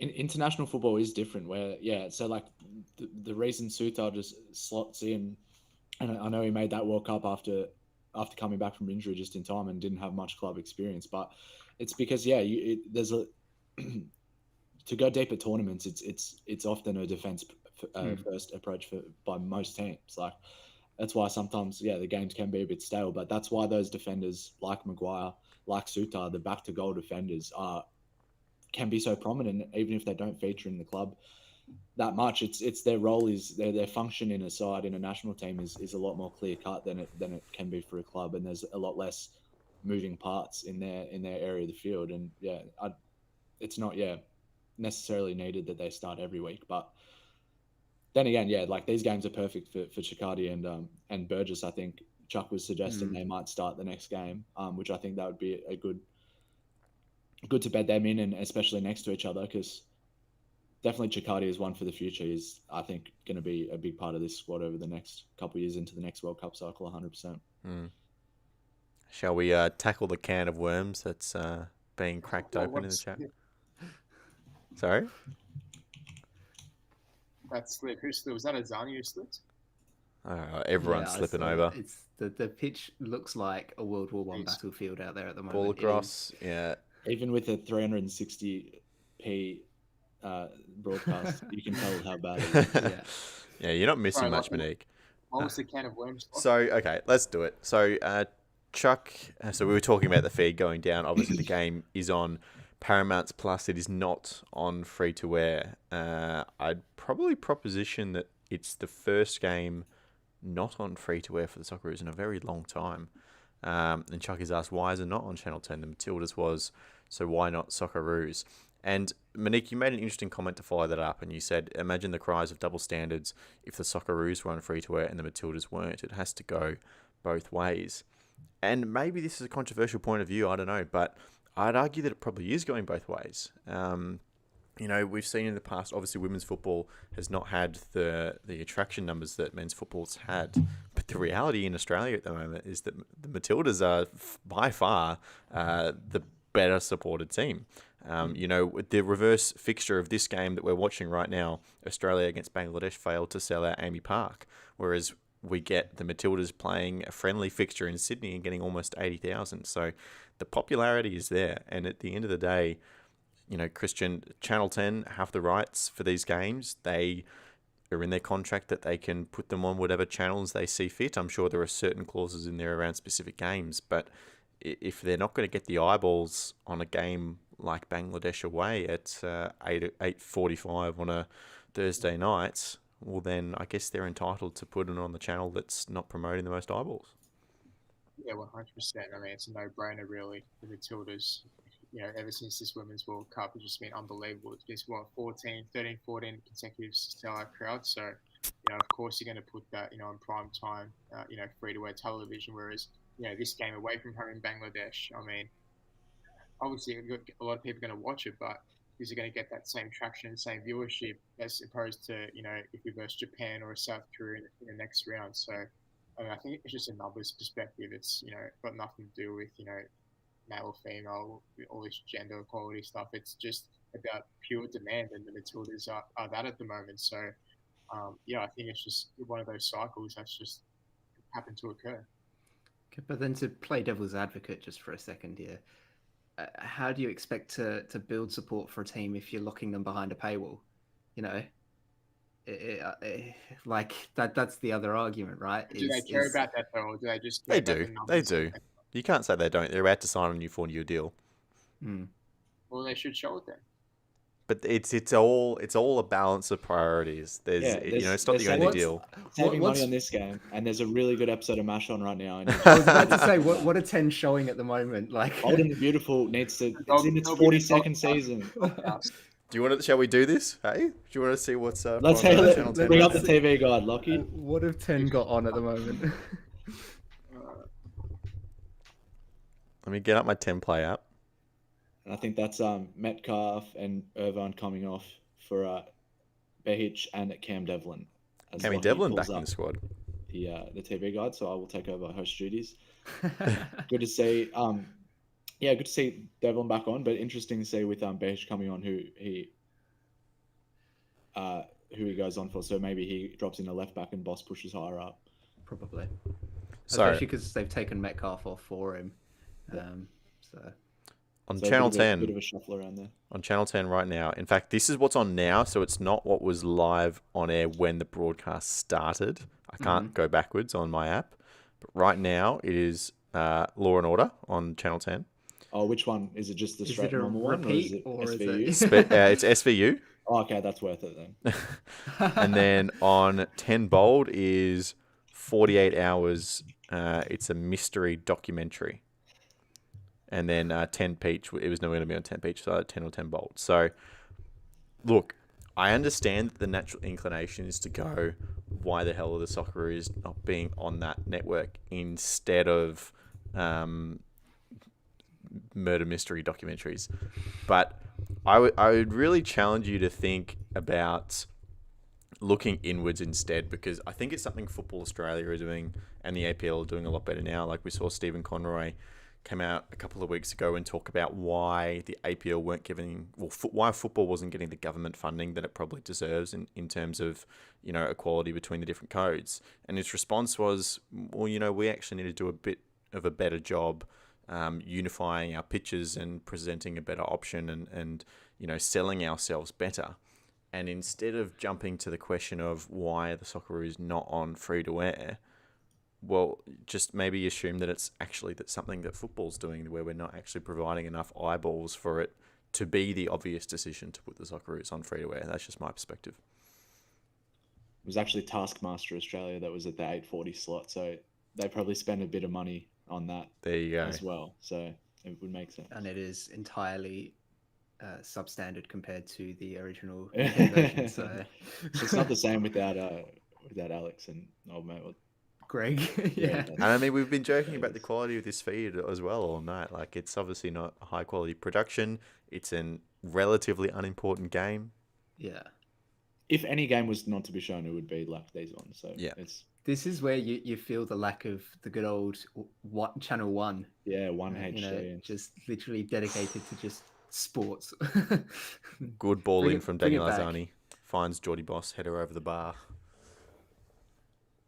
Absolutely, that was a favorite. Stay home sick from school. It was Yeah. like ESPN 8, the odd show, like just watching random sports Yeah. and wood cutting during the day, and They'd have bring it some back. terrible, bottom of the division Mm.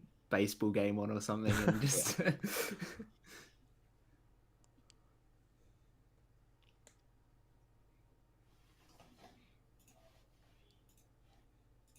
Duke's still on the field, so 10 minutes South left Korea in the already game. 2-0 up.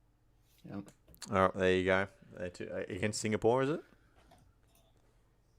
Yeah, away from home. So they're winning the away leg 2-0 within 25 minutes. I imagine we are now a slim chance of overtaking them in the FIFA standings. Yeah. Who have they got in slim, the next but game? not impossible. Is Iran the other one that we have to overtake? Or that's impossible? It's only South Korea. It's only South Korea we can overtake. Mm. I was going to say Iran are drawing 1-1 with Hong Kong. Ooh. So That's crazy. Yeah. that doesn't really matter. I believe this is the Bangladeshi goalkeeper that is now pausing the game to get a little bit of attention. South Korea have China in the next game. Okay, China at home. That's the final fixture that could propel the Socceroos above them in time for the draw for the next stage.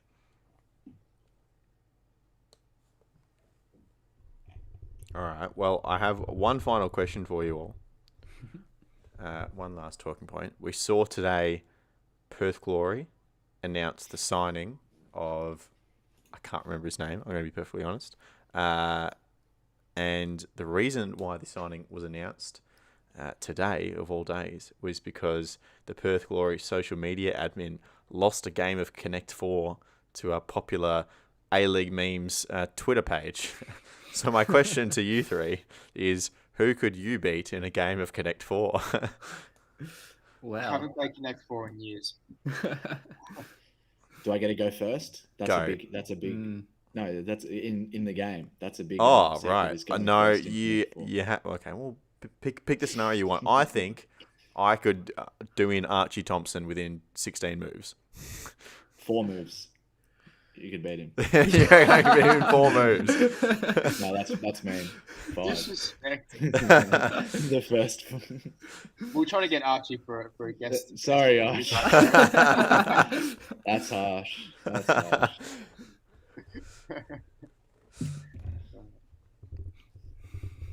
I think Simon Hill would be tough. See, my view of Connect 4 is that I could beat anybody, I could lose to anybody, because I think it's one of those games where if you put too much thought into it, you get into your own head and you make mistakes. You just gotta go for it. I reckon Jacob's the kind of guy you play against and you'd have to get like a chess clock out or something because he's just studying the board for so long to like find his perfect move. I would like to see. Yeah, Simon Hill's a good one. Will I reckon he would almost like the gameplay would maybe be around average, but he just commentate it with a really soothing voice and would just lull you into like a false sense of security, and you'd misplay. It's just such a nice bloke. He'd be talking to you about anything you want and just great conversation. Bang, he's got 4 in the corner you didn't see. Like, you just missed that one. So, 100%. And then, Christian goes up against David Zurilic. You play your first coin and all of a sudden there's like 6 sky blue coins already in there before you played your second turn.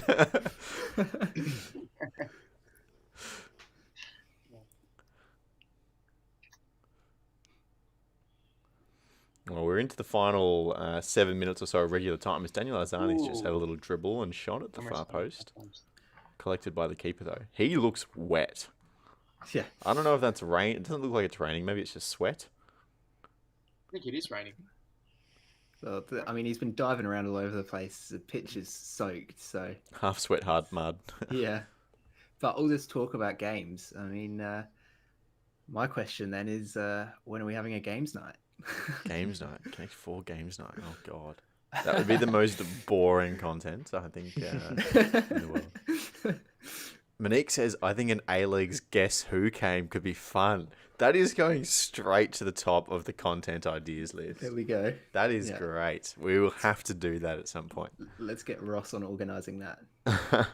Because it needs to be set up where, guess who, you have the different categories and 4 of them have glasses. It's a fun game because they're put into distinct certain categories. brackets. Yeah. So it'd be hard to make an equivalent. But we're Do thinking it with like Maneko- stats. Yeah, could do that, or like there would be ways to do it, but no, it's interesting. But Monique, we've got some ideas in what we are going to do, similar to some Guess Who games. So keep your eyes peeled for some stuff that's will be on its way out. Yeah, I think the YouTube channel is the place to be. Mm-hmm. As it feels like we've just kicked off again after what must be the 13th or 14th injury to be tended to on this minefield of a pitch. I mean, okay, here's another question. This one related to football. In cricket, the ICC, the governing body, they punish... I thought you said football. Well, no. It comes back. It comes back. Let him get They punish countries who put out pitches that aren't up to standard. It's true. Should teams and countries especially be held accountable for things like this, where it's, players are just getting injured, it's, clearly not a great pitch, or is that, too harsh because some of these countries don't have necessarily the means and the infrastructure to keep the pitches pristine? It's the question in cricket and why that comes into play is more about doctoring to a specific play style, and we saw the India and Australia stuff. Sorry, I won't bore you with too much cricket chat, but like specifically preparing pitches to suit their own teams and changing the difference in the battle between bat and ball. So in football, it's kind of both teams play on the same field, unless you nutmeg from Azani. Unless you really scuff one half up and try and score 5 in the first half on that side, like there's not much, of this that applies to football. But no, I know what you mean. Yeah, like the surface is this, and what we saw in the Mariners AFC Cup run as well. It does take a lot of joy out of some of these games, and you'd want to see a lot of these contests played on a nicer field, and honestly, that'd be a lot better battles, and I think wider Asian football would get a lot more of a positive rap on it as well. Yeah. You know what I'd love to see is you get a pitch like this, and in the first half, you just tell all your players to get into the forward half and just do like an outrageous amount of slide tackles and just dig the pitch up absolutely everywhere. And then the opposite team have to attack that way in the second half, and they just can't play a flat pass to save themselves. I reckon that'd be great. That's a brilliant idea, Lockie. I think you're really onto something there. I mean, we've just seen Daniel Arzani run through the minefield and put his cross about 20 metres too far. Yeah. And there's somebody on the field. Oh, there's a pitch invader. Left And the referee's stopping play for the umpteenth time. Play was continuing for a long time into when they were in the middle. They were in the center circle with security, and play was still going on. Who would want to invade this pitch? I think it's the curator just coming out to have a look at the. He had a pitchfork in his hand. I think he was there to fix something. On the point about bad pitches, though, doesn't it make it more interesting in the sense that this game could have been 5 or 6-0 with Australia if the pitch was in top conditions? So does it give an advantage in some sense to these lesser teams like Bangladesh who can make more of a game of it? It's part of football. Does. Like not every game is going to be inch perfect. I don't mind some of these games. I know it's like safety concerns for the players, which I get that, but at the same time, I don't mind it. Yeah, if they are more used to it, then like that makes it a more even contest because it's just if both teams can't play the football they want, that's when. I mean, Bangladesh don't even play it on the ground anyway. They're just playing long ball. They don't. That's have because the ball, probably in their league, like it's. Like certain teams I come up against weekends, half the teams in my competition have synthetic fields, half of them don't, and the ones that don't play such a different way of football. And when they're playing away on the synthetic, it's a totally different battle. Like, can I imagine how many players who can actually take advantage of it as well. I despise synthetic pitches. Running on them it just ruins your joints. Not good. I mean, I guess I just stand there as a goalkeeper, so it doesn't have Yeah, much of an yeah. impact. But yeah, it's surprised we don't see more kind of like even hybrid pitches and synthetic in these Asian games around the world. Like the Abdish Atta pitch. Yeah, do we get to the bottom of that I don't think investigation? we ever did. No. I think we all found the same one line on like some random Wikipedia entry. And yeah, I need to see the revision history of that one to see who added in. But yeah, like I don't know. I think maybe might be regulations against it because we don't see any really synthetic or hybrid pictures that are for these smaller nations. So somehow there is only 3 minutes of additional How is that time, free? despite only playing like 14 minutes so far in this half. I think even the officials are like, yeah, we just want to go home. Like, It's been a rather low energy finish to this game, Christian. But if Australia do walk out of here with a 2-0 win, I guess with some of these Asian trips, you just have to say thanks for the 3 points. We'll see you later. 100%. You know, especially conditions that we've seen. You know, it's expected the game's going to fizzle out. You know, these last 15, 20 minutes, just not trying to get any injuries. You know, just playing on the safe side with caution. So, you know, get out of there with the 3 points and you move on. So, yeah, no, they'll be happy. A lot of turnovers, though, from us. You can put that down to the pitch or maybe something else. But Here you go, Geordie Boss bursting forward, across the face. Oh, that's not a nice commentary line, is it?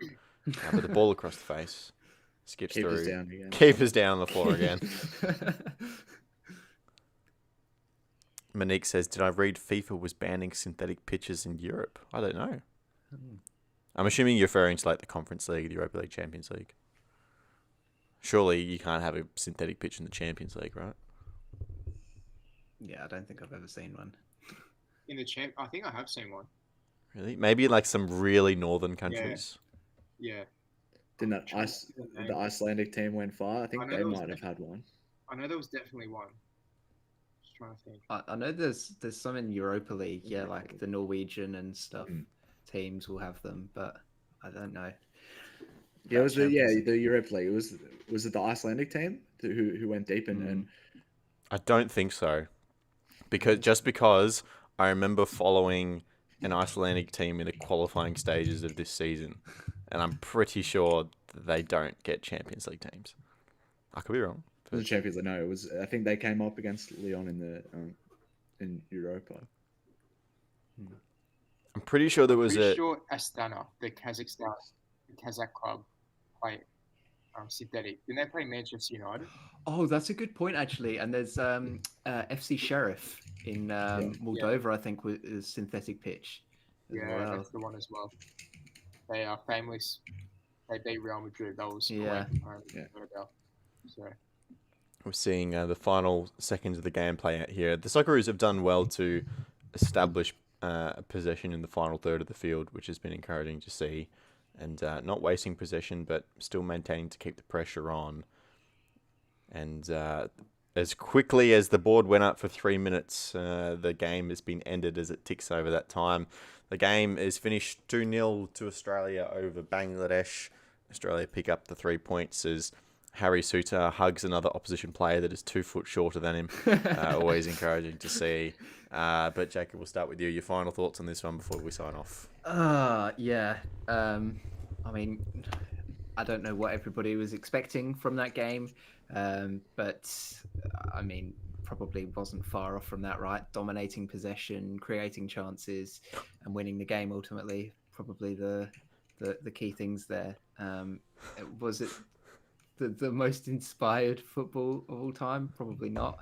I think the pitch probably had something to play with that, as we've spoken about relentlessly in the last 15 minutes or so.